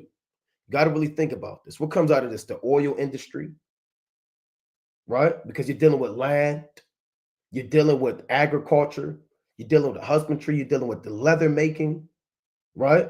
You're dealing with factories, you're dealing with manufacturing, you're dealing with tents, which is housing complexes, mansions, the housing industry, the Federal Reserve. All of that stems out of the spirit of Jabal. All right? That's that spirit. Commerce and trade. Let's do one more. Let's see, father of economics. Because that's all Jabal was. Father of economics. Okay, who's Adam Smith? Let's see if he's see that? Or am I surprised that this devil has said that he's the father of economics? All right? Let's pull this up. Father of economics, Adam Smith, is often referred to as the father of economics. And again, that goes back to Jabal. And to many, this logically means his ideas were the first of their kind in establishing economic discipline. So if you're going to be the father of such as dwell in tents and have cattle, you have to have a spirit of economics. For trade, currency has to be introduced. The concept of buying and selling, bartering, the establishment of houses, the establishment when you have tents, you're spreading you're like a nomad too.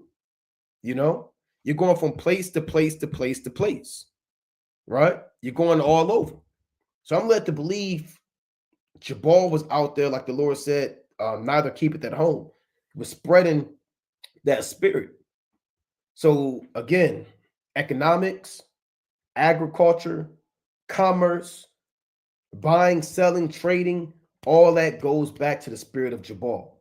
Let's do one more. I didn't do father of did I do father of commerce? Let's see if they have something on that. Damn, Poseidon. What the hell? Right? We're not dealing with that, man. Right? Damn, Poseidon. Let's see. I ain't saying Poseidon.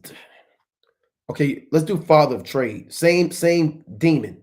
Adam Smith is the father of trade. Remember, Solomon was trading. He was trading horses out of Egypt. When you read Ezekiel, let's go to Ezekiel 27. Ezekiel 27. This is a heavy chapter that deals with the trading. Right? This is Ezekiel chapter 27 and 14. They of the house of Togarmah traded in thy fairs with horses and horsemen and mules. Right? So you had a spirit of trading going on as well. Right? The spirit of trading. And again, they're saying that this devil is the father of trade. Adam Smith is widely regarded as the father of modern trade and the free market. His avant-garde ideas are presented in an inquiry and the nature and causes of the wealth of nations, a masterwork of political and economic analysis published in what year? 1776. So he's the father of trade and the free market. Let's go back to Genesis, the 4th chapter.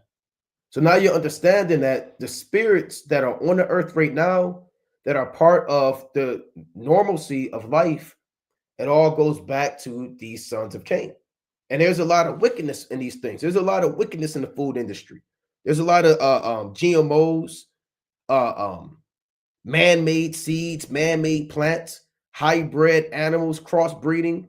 You got slaughterhouses that are wicked, man. See, that's why the Most High got to destroy this place. Because when these devils are into power, they do things completely against the laws and the commandments of the Most High God. You're just slaughtering damn chickens, man. You know?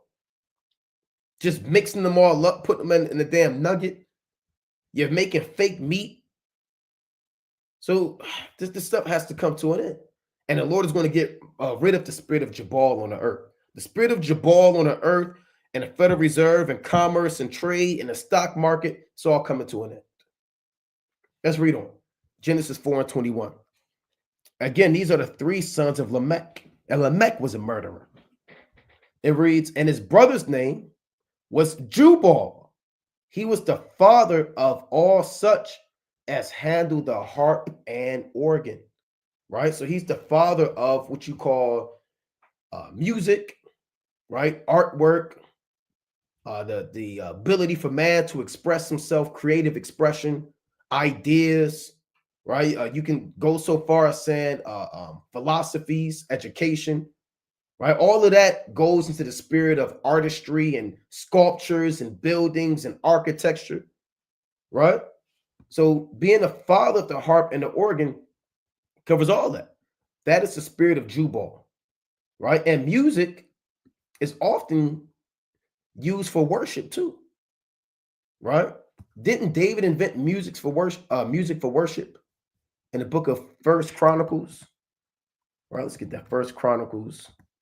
I believe that's 23. This First Chronicles 23 and 5. So Jubal, it's like is it Jubal, right? Jubal had instruments that were being made. First Chronicles 23 and 5.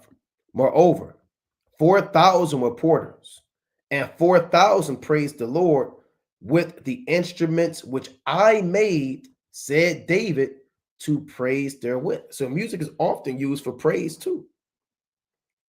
And these devils, man, when they get into music, most of their music, if not all of it, is about death, man.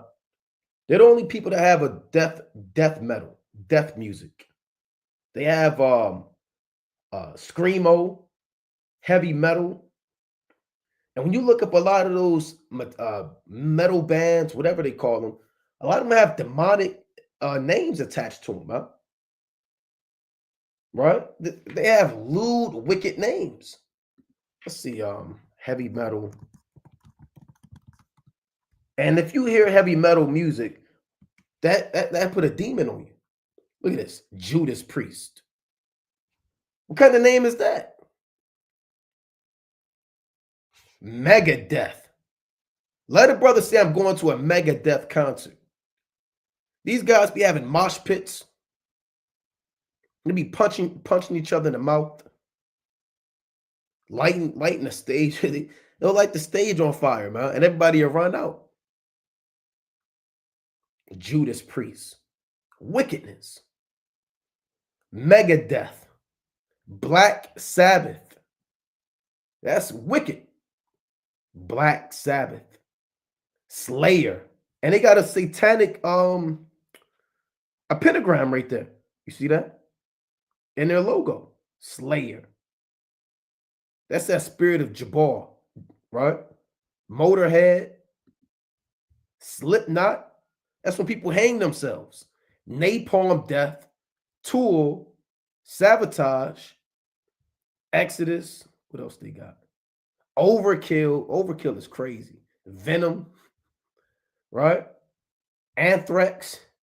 Not okay. Now they're going. Now they went too far. Anthrax, right? And I'm gonna say something too, man. If you're in the truth and you like heavy metal music, your spirit ain't right. I'm gonna just say that. You can say, well, no, your spirit ain't right. If you listen to Anthrax and Megadeth and Slayer and Black Sabbath and a damn, what else they have?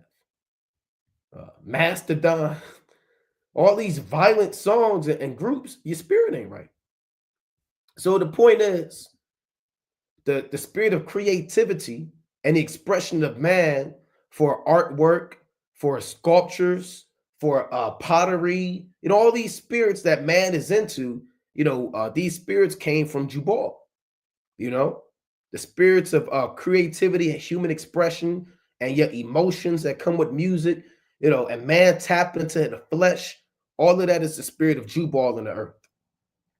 All right, let's pull up who's the father of music. Father of music, right? Lo and behold, Johann Sebastian Bach, right? Evidently, he's the father of music. It's undoubtedly the most revered figure in the entire history of Western classical music. He has often been called the father of music and is cited as a source of inspiration by composers such as Mozart and Chopin, right? Three fathers of music. So that goes back to Genesis, the 4th chapter. And again, music is used for worship. Music is used for expression. Music is used for all of these things. When you read the book of Daniel, the 3rd chapter, remember that Nebuchadnezzar said, at the sound of the sackbut, the harp, the psaltery, the dulcimer, and all kinds of music, shall all people come down and worship me. Right? That's that spirit of Jubal. Let's actually get that quick precept in Daniel. Then we'll move on. Right? Let's go to Daniel, the 3rd chapter. Right? This is Daniel chapter 3 and verse 15. Now, if ye be ready, that at what time ye hear the sound of the cornet, flute, harp, sackbut, psaltery, and dulcimer, and all kinds of music, ye fall down and worship the image which I have made. Well, but if ye worship not, ye shall be cast the same hour into the midst of a burning fiery furnace. And who is that God that will deliver you out of my hands? See that? So music was used for idolatrous worship. Music is used for, like I said, expression, right? And all these things, man. So let's go back to Genesis, the 4th chapter. Genesis chapter 4 and verse 22. And Zillah, she also bare Tubal Cain, an instructor of every artificer in brass and iron, and the sister of Tubal Cain was Naamah. We've covered Tubal Cain. See, Tubal Cain was don't think that he was making, temples. with brass and iron to serve the Most High. And he was making shields to protect against the wicked that were attacking the city. No. Tubal Cain was a massive weapon maker. A massive weapon maker. He was in the business of what you call what do they call that? Mercenaries and wars and funding wars and selling weapons. There's a term, I can't quite think of it right now, where you have these guys, these rich Edomites, they go to other nations and they sell them AR-15s, AK-47s. They make these weapons and they sell these weapons cheap to these Hamites in Africa so they can have tribal wars amongst each other. They give them to the Arabs, they train them and fund them and create ISIS, other CIA operative groups, the Taliban, and they give them weapons, man. They create these weapons. So that's Tubal Cain. Tubal Cain was a weapon maker and a violent man. Let's pull up father of weapons. So they say he was the father of those things. Father of weapons. John Moses Browning, sometimes referred to as the father of modern firearms, designed many iconic firearms, including military and automatic weapons. See that? So he has the spirit of Tubal Cain. Tubal Cain spirit. Who invented the machine gun? See that? Richard Jordan Gatling. That's your Gatling gun. Only Esau wants to invent a way to kill people faster. See, that the regular gun wasn't enough. He said, I want to kill more people. And I want to be fast about it. I want to waste time. I want more blood to be shed. That's the spirit of Tubal Cain. So now you can clearly see how Esau, Cain's sons, the serpent seed, have destroyed and have conquered the earth, man, through weapon making, wicked creative expression, open, that open spirit where you can be what you want to be, do what you want to do, commerce and trade and monopoly and riches and wealth. All that was why the flood began. All that is why the flood happened. There's all of this wickedness that was going on in the earth. Right? We know who's the father of the atomic bomb, father of bombs. We covered that one. Robert Oppenheimer. Right? He's the father of the atomic bomb. Let's pull him up. Right? These are the wise men of Esau. These are the wise men of Esau.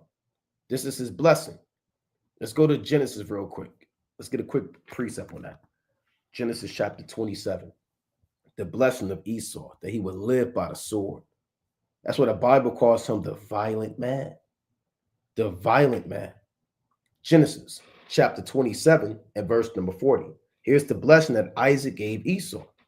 And by thy sword shalt thou live, and shalt serve thy brother, and it shall come to pass, when thou shalt have the dominion, that thou shalt break his yoke from off thy neck. So Esau lives by the sword.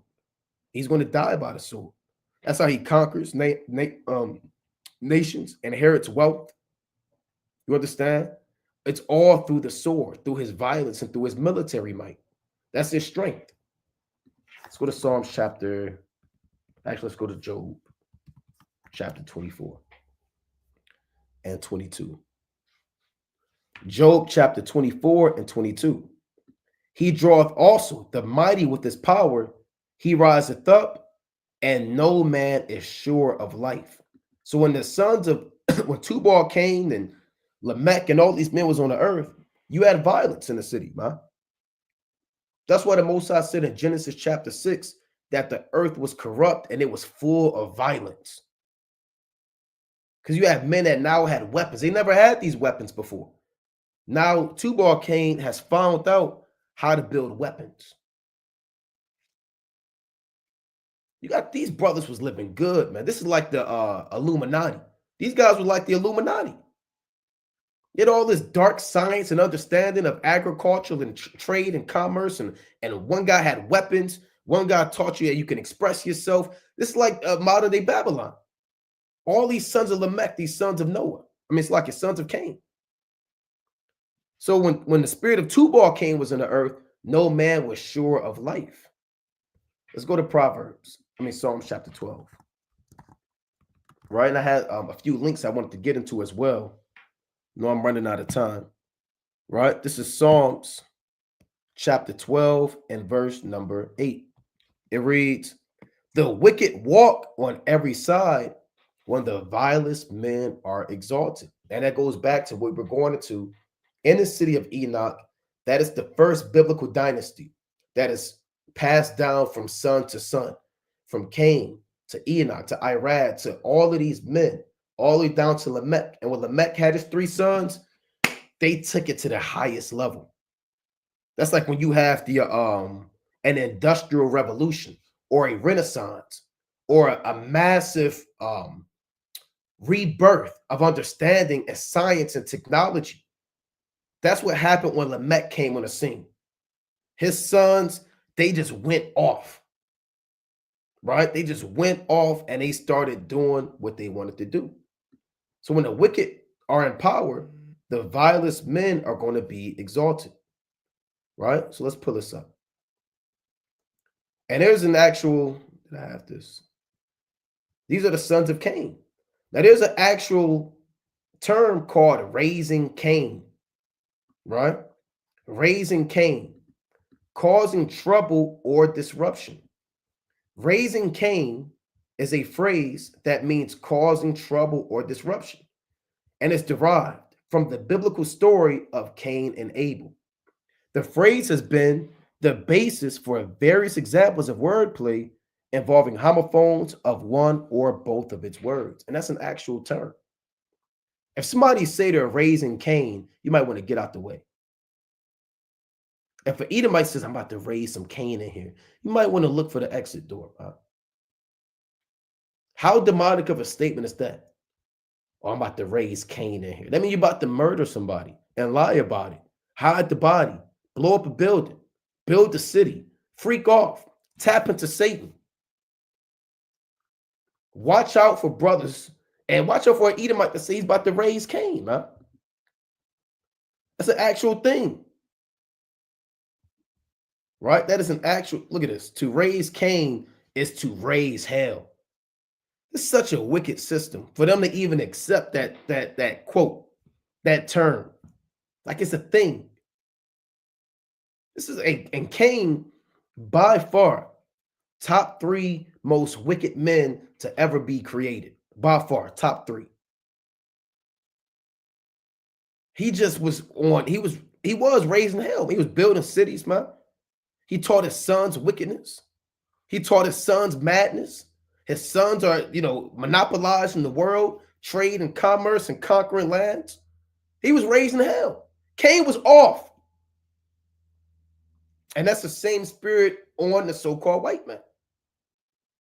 Same spirit. Let's go to Ecclesiastes 1 and 9. Right? Ecclesiastes chapter 1 and 9. Damn, raising Cain. You cannot be in the truth and say you're going to raise Cain.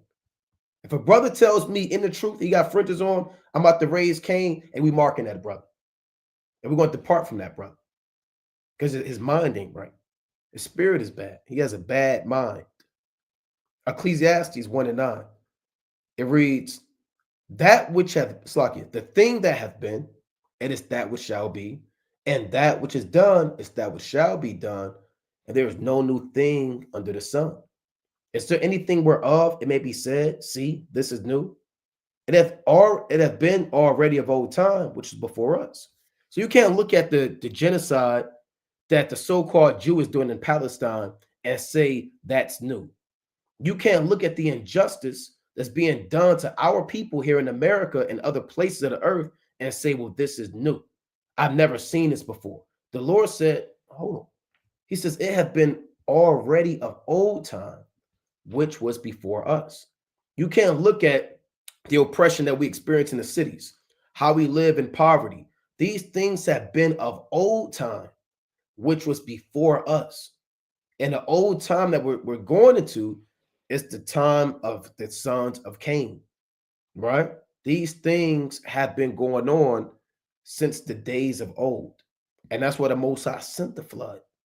And that's why he's going to send another flood, which is going to be by fire. Now, let's get this. There's not just a term called raising Cain. There's an actual, or was, I'm led to believe it still is, there was an actual Gnostic sect, meaning a group of men who went away from the laws of God, and they themselves called themselves the Cainites, right? They called themselves the Cainites, meaning we're going to be the embodiment of Cain on the earth. This is the real deal. You had actual men in the 2nd century say, you know what, we heard what Cain did. I like that, man. We're going to be the Cainites. Let's read on. So those spirits, the Cainites are back on the earth, man. They're your Rothschilds. We're going to read about the Cainites.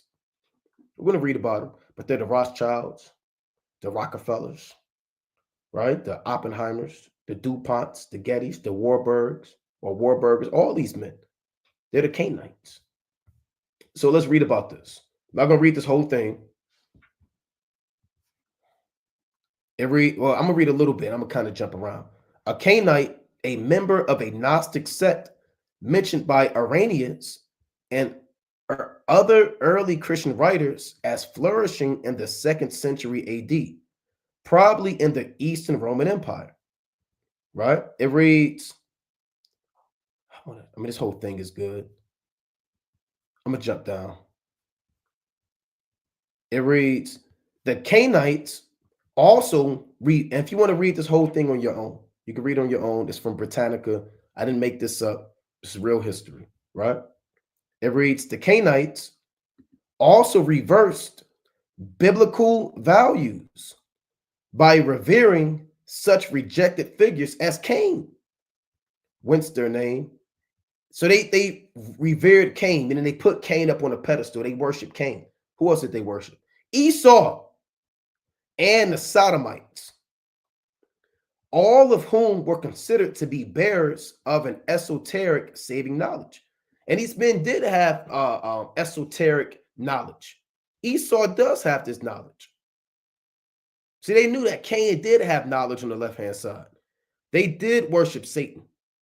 They dealt with sorcery, witchcraft, warlockism, madness, and follies. You had actual men who put these men up on a pedestal. Instead of looking to Abraham, Isaac, and Jacob, and David, and righteous men, they said, we need somebody to revere and to set up. And they had a council, and they created a group, and they said, we're going to be the Cainites. We're going to exalt Cain, Esau, and the Sodomites. This wickedness. These biblical persons were said to have been punished by a jealous, irrational creator called hysteria or the womb. The Cainites also honored Eve and Judas Iscariot and had gospels bearing their names. So you know that these guys was the most demonic men on the earth. And that's the spirit that's on the earth right now. The spirit of Cainites and the serpent seed is back on the earth. Because the so-called, even though this group may have been gone and dead, there are still men on the earth through their actions who show that they explicitly worship Cain and they revere Esau. They revere the Sodomites. They have Pride Month, right? They speak wickedly concerning oppression and murder. So there's an actual group called the Cainites. Let's go to Psalm 73, right? So Jubal, Tubal, Cain, those men are all the Cainites. Let's go to Psalms chapter 73, right? Let's get a quick precept on that about men who set up and exalt wickedness. This is Psalms chapter 73. Slakia, bear with me. Right, it's Satan jamming this up. Okay, this Psalms chapter 73 and verse number 6. It reads, therefore pride compasseth them about as a chain, violence covereth them as a garment. So the same way you put your garment on, that's how the so-called white man put violence on. He put wickedness on. He wears violence. He's looking for murder. He's looking for war. He's looking to overthrow. And Proverbs, the 4th chapter, says they can't even sleep unless they cause wickedness or cause some man to fall.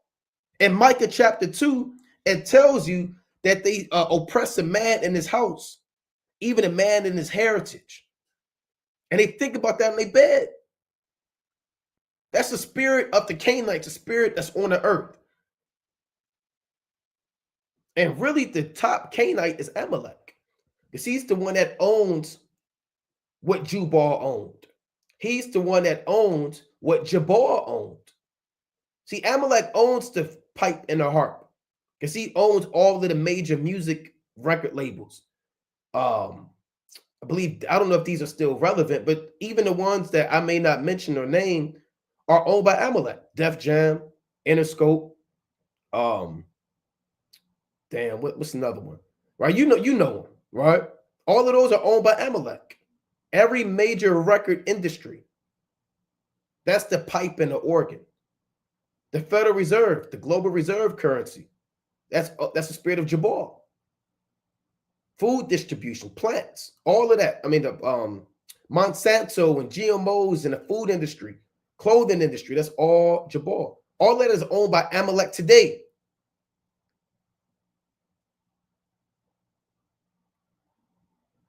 Corporations and buildings that mass produce weapons and drugs and violence and guns and drop them off in Chicago, Detroit, LA, in the inner city in these vans, that's the spirit of Tubal Cain.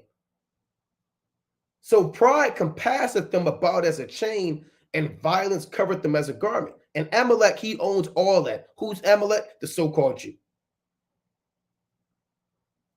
Psalm 73:7. Their eyes stand out with fatness. They have more than the heart could wish. And if you own all of that, like these sons of Lamech, you have more than heart could wish. These men, they didn't want for anything. You know how much wealth they had to have?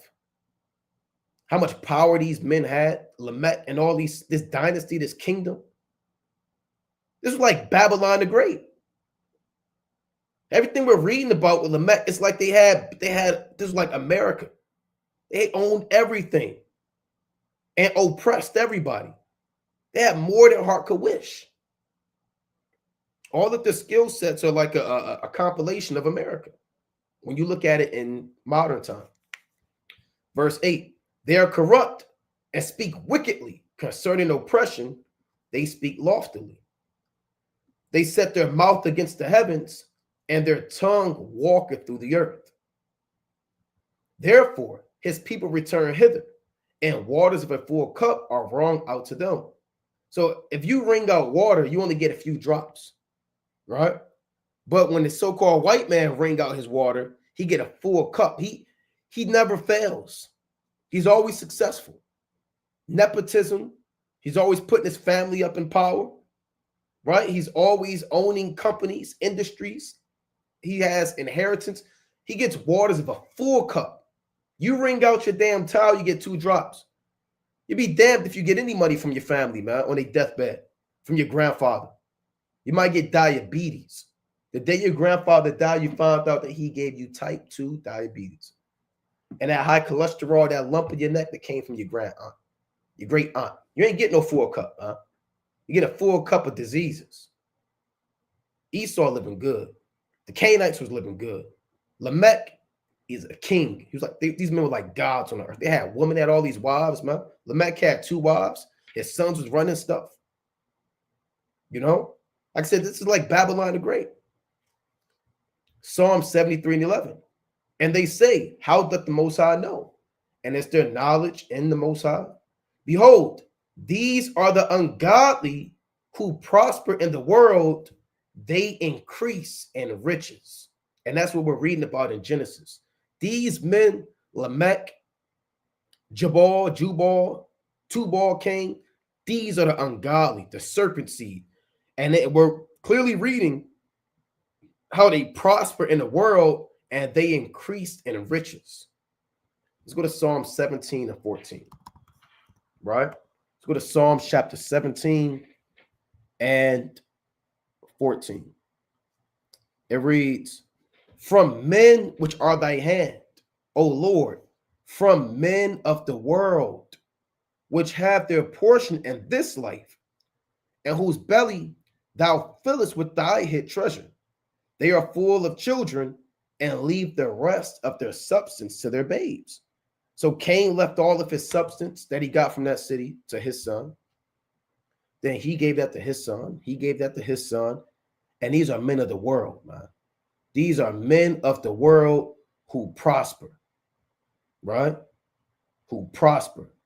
Cain, Enoch, Irad, Mehujael, Methusael, Lamech, and his three sons. They prosper in the world and they increase in riches. Then you had the sons of God, which is a lesson for another day.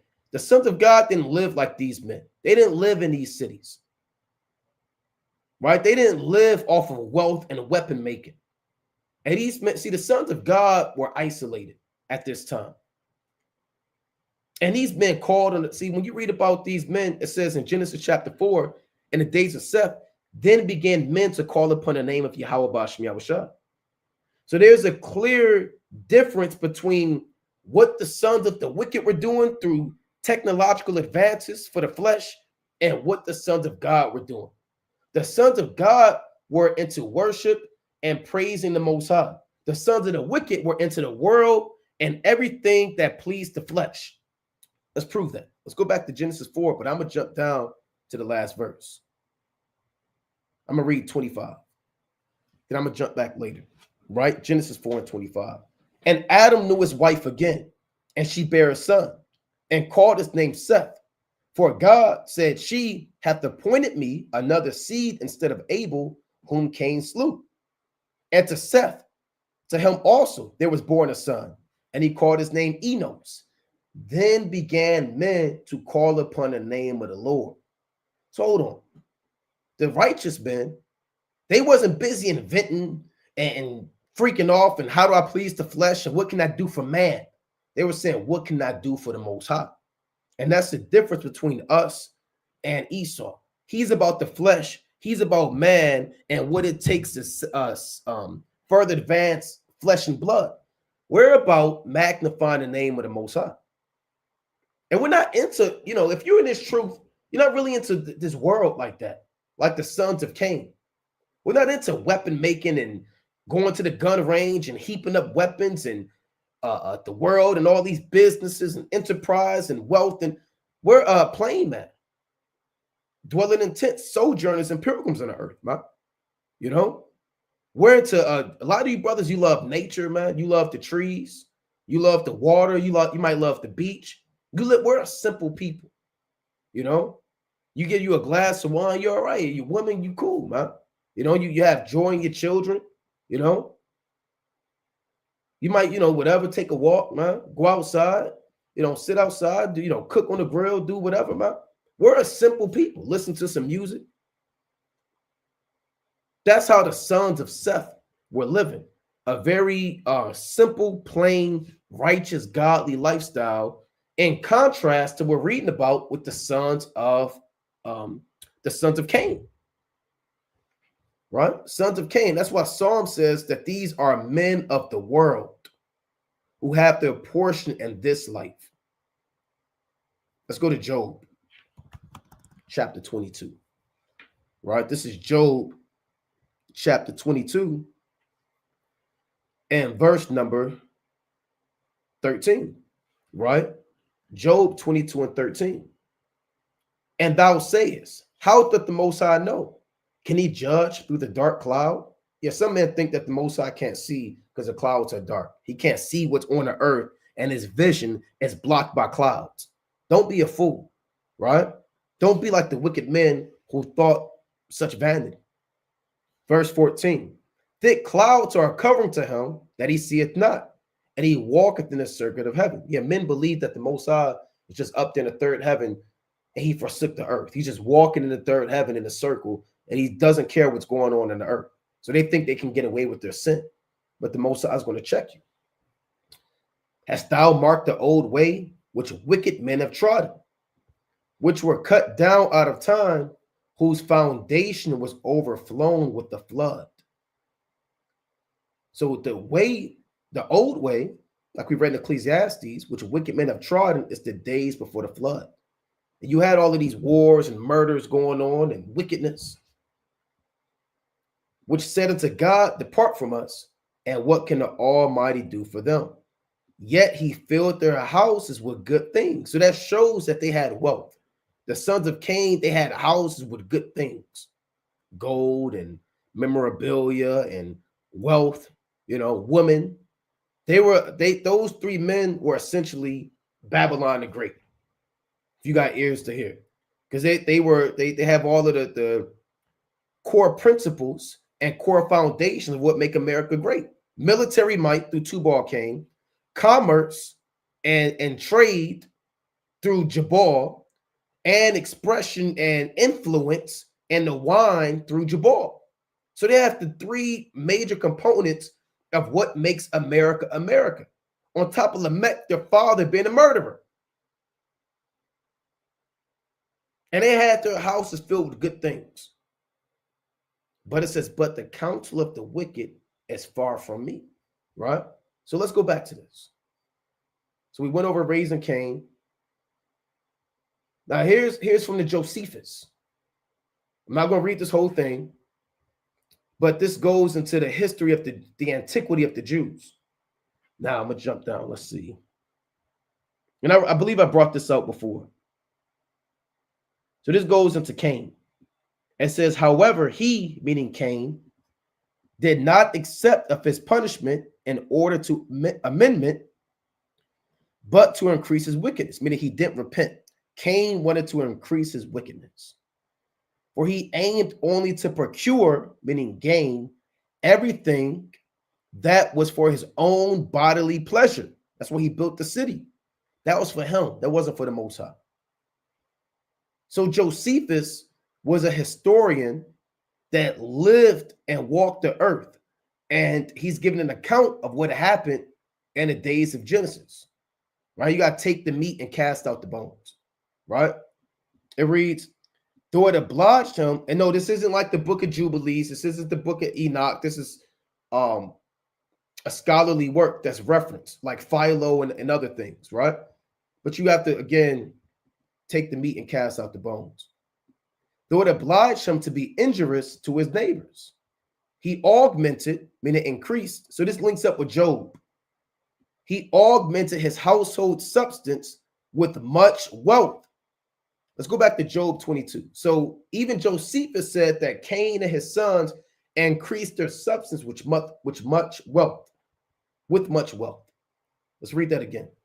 Job 22:18. Yet he filled their houses with good things, but the counsel of the wicked is far from me. So they had wealth, right? These men were living large. Let's go back to this.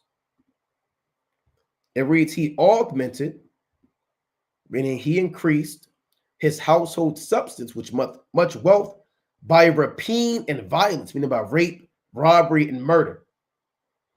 He excited his acquaintance to procure pleasures and spoils by robbery.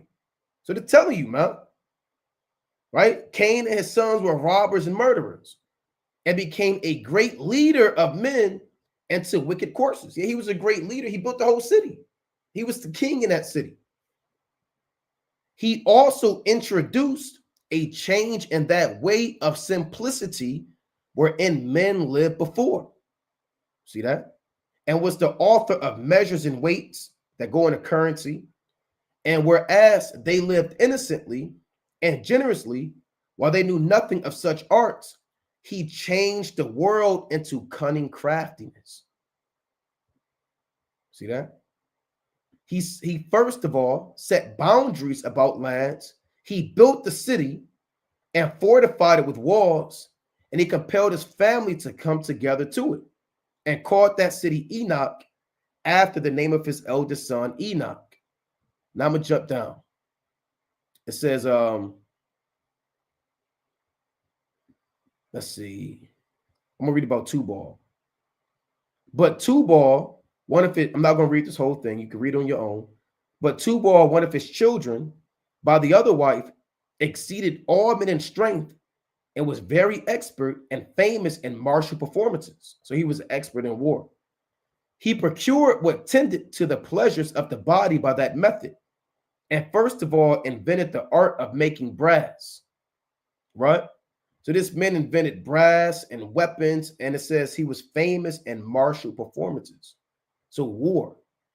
So when it says he invented or a cunning artificer, it means he was a weapon maker, right? Let's go back to Genesis chapter 4 and 22. So that was a little bit about what Josephus had to say about the sons of Cain, but it links directly back up with the Bible, right? Genesis 4 and 22, right? I've exceeded the time, but I got a few more minutes. And Zillah, she also bare Tubal Cain, an instructor of every artificer and brass and iron, and the sister of Tubal Cain was Naamah. And I had something else I want to get. What does the Bible say about the descendants of Cain? Right, it's from BibleTools.org. It reads, this passage records the foundation of humanity's development of a more complex system of community living, including that of agriculture, art, and technology. All this came from the wicked. God surely intended more complex human communal systems to arise. But since these are descendants of Cain, Scripture indicates that they were not working alongside God to produce these developments. It is nothing wrong with art and music, nothing wicked about cattle, nothing wicked about war and weapons, if it's under the judgment and authority of the Most High God. David invented music. David was a shepherd, right? David had cattle, man, in his kingdom. But was David wicked for that? No. But when you're dealing with Satan, the things that are made for the godly, once they're put into the hands of the sinner, all hell break loose. It reads, their planning and building are deliberately undertaken apart from God. The fruit of such development produced the evil society before the flood, right? So that's how the flood started, right? Tubal Cain, I believe I went into Tubal Cain already, the first biblical craftsman, right? So I covered this, right? He was a weapon maker, right? I had a lot more. Tubal Cain was into what you call metallurgy. Metallurgy is a science of melting metals to create weapons. So metallurgy, mining, and the manipulation of the elements to produce weapons in brass and iron started with Tubal Cain. It's called metallurgy if you want the technical term, right? Just like we went into commerce and trade and finance and agriculture, Tubal Cain was into metallurgy, which you call weapon making. All right, what else did we have? Covered we talked about that. Let's see. All right, let's go back to Genesis chapter 4. Right, we winding down. Right, so you know that there was violence in the earth, and we know that there were wars in the earth. Right, you had kingdoms in the earth, and Tubal Cain was a weapon maker of war. That's what we went into. Who's the father of weapons? Right, what is the father of? I covered machine gun, hydrogen bomb. Look at this. Damn, these Edomites, man, they can figure out how to kill you. They'll figure out how to kill you. This guy, Edward Teller, he's the father of the hydrogen bomb. Father of the lasers. Look at all these Edomites. What type of Negro sitting down how to invent a laser to kill people and zap you? Only the devil is. Again, that's that spirit of Tubal Cain. The wise men. All of the wise men of Esau have the spirit of one of those three sons. Right? And we keep saying that. So let's go back to this. Genesis chapter 4 and 23. And Tubal Cain is actually worshipped, man, by a lot of people, man. I thought I had that. Tubal Cain. Right? Did I have that? Oh, they look into Tubal Cain and Freemasonry. That's what I had. Right? Look at this. Tubal Cain holds a symbolic role with Masonic teachings. So these elites, they all into these sons of Cain, and they tap into the demons that they had to help run the earth today. That's the only way they're able to run the earth, by looking at what Tubal Cain, Jabal, and Jubal did. So Tubal Cain holds a symbolic role within Masonic teachings, serving as a reminder for Freemasons to apply their skills and talents in a virtuous manner. The reference to Tubal Cain reflects the Masonic, and there's nothing righteous about this, their Masonic emphasis on personal development, self-improvement, and the pursuit of excellence in one's chosen profession or occupation. So they tap into the spirit of Tubal Cain for metalworking and craftsmanship. So metallurgy. If I'm gonna create a sword, I'm not going to tap into the spirit of Tubal Cain. Right? So let's go into this. Let's go back to this. Genesis chapter 4 and 23. And Lamech said unto his wives. Now remember, Lamech was the king in the city at this time, and his 3 sons were bringing wealth into the city. And Lamech in the Hebrew means powerful. So he was very mighty, but he was mighty on the left-hand side. And Lamech said unto his wives, Adah and Zillah, hear my voice, ye wives of Lamech. Hearken unto my speech. For I have slain a man to my wounding, and a young man to my hurt. So he said, I murdered somebody. I killed somebody in cold blood. Right? It's to my hurt. And again, we break this down all the time. That's how the so-called white man is, man. He'll murder somebody and lie about it. He'll murder somebody, and this is like the spirit of a false flag. There's so much you can really get out of this, man. See, the so-called white man, he'll bomb a nation and say, well, you know what? They burnt down the towers. So they flew planes into the towers. So we got to invade Iraq. Well, hold on. You did that intentionally. You wanted to do that the whole time. But you're painting off the picture as if you're directly affected. And they're causing you to go to war. See, this could also be looked at as how the so-called white man murders people in cold blood, but they cry on a stand, right? They plead insanity. Lamech is wicked, man. And he went to his wives to act like he didn't murder this man. Now, you can say, if you're a fool, I was going to use a more harsh word. If you're a fool, you're going to say, well, how do you know Lamech didn't mean it? Maybe it was an accident. Maybe if you say that Lamech murdered this man on accident, then you might be an Edomite. You might be a heathen.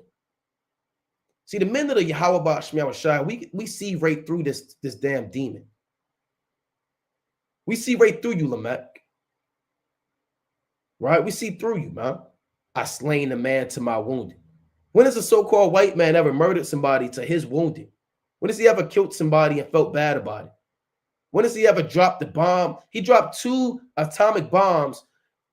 He ain't even had to do that. Or Hiroshima and Nagasaki, man. He murdered children, blew up hospitals, infrastructure, school systems, daycares, babies. When has he ever felt bad about it? So this is that spirit of murder in the earth and pride. Lamech had that spirit, right? He had that spirit, man. Right? I had this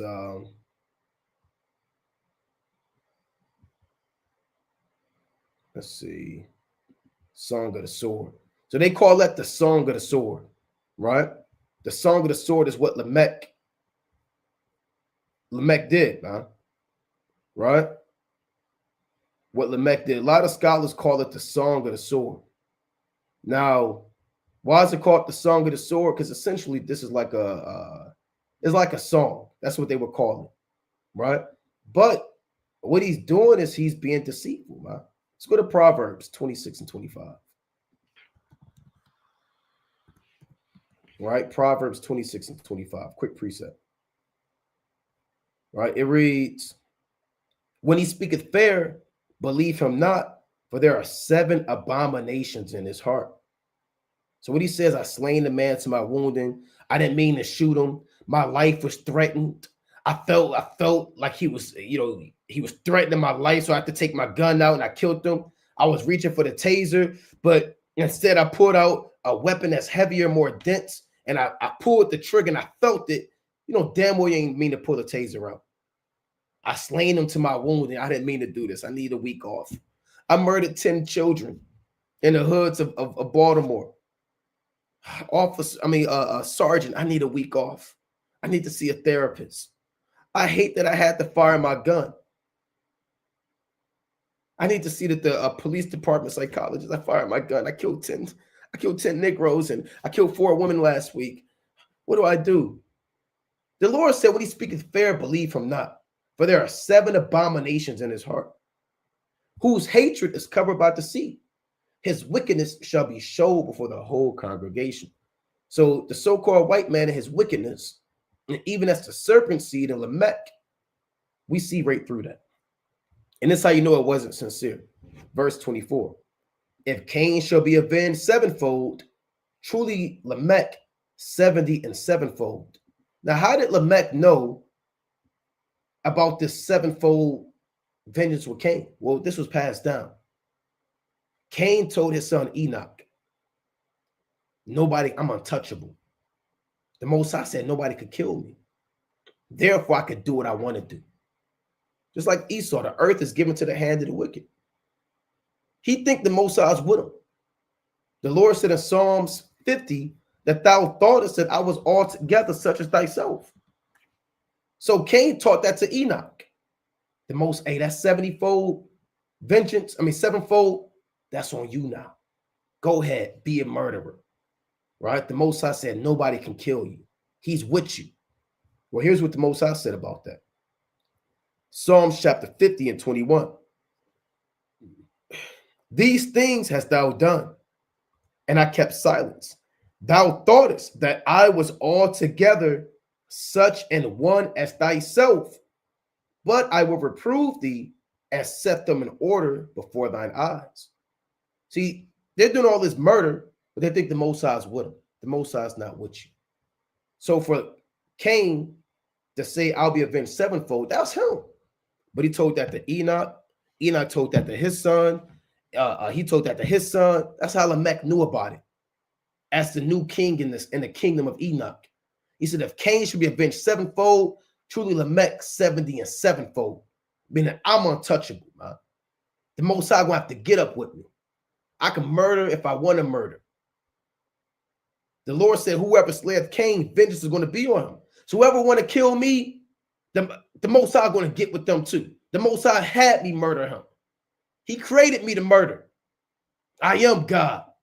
And I can get away with murder and genocide and wickedness, man. Touch me if you want to, man. Yahweh's with me. That's how the so-called white man thinks, man. He's white Jesus. He's white God. He's all of the angels. Look at his artwork. Can't you tell?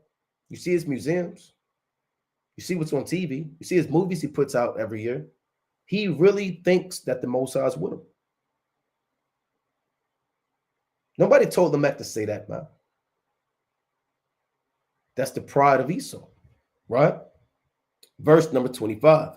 And Adam knew his wife again, and she bare a son, and called his name Seth. For God said, she hath appointed me another seed instead of Abel, whom Cain slew. And to Seth, to him also there was born a son, and he called his name Enos. Then began men to call upon the name of Yahweh. And with that, we're going to close up, giving, of course, our honor and glory to Yahweh. By Shema Mashiach wa Malak Yahushai. This has been the sons of Cain, the serpent seed, and untold secrets, untold biblical secrets. Most High willing brothers was edified. Slakia. Most High willing the Akwath were edified through the spirit and power of Yahweh.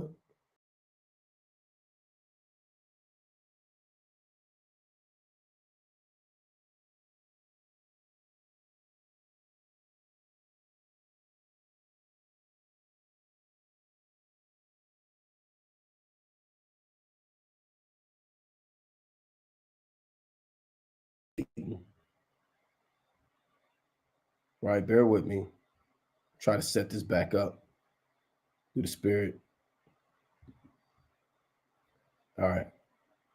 All praise to the Most High. So again, with that, we're going to close up, giving all honor and glory to Yahweh Shema Mashiach Malakim Shah. Keep the Sabbath holy. No buying, no selling, no cooking, no work, no sex on the Sabbath, no speaking your own words, doing your own pleasures. The sons of Cain, the serpent seed, and untold secrets. Most High willing, again, you are edified. Giving all honor and glory to Yahweh Shema Mashiach Malakim Shah. Kwame Yashah. Shalom.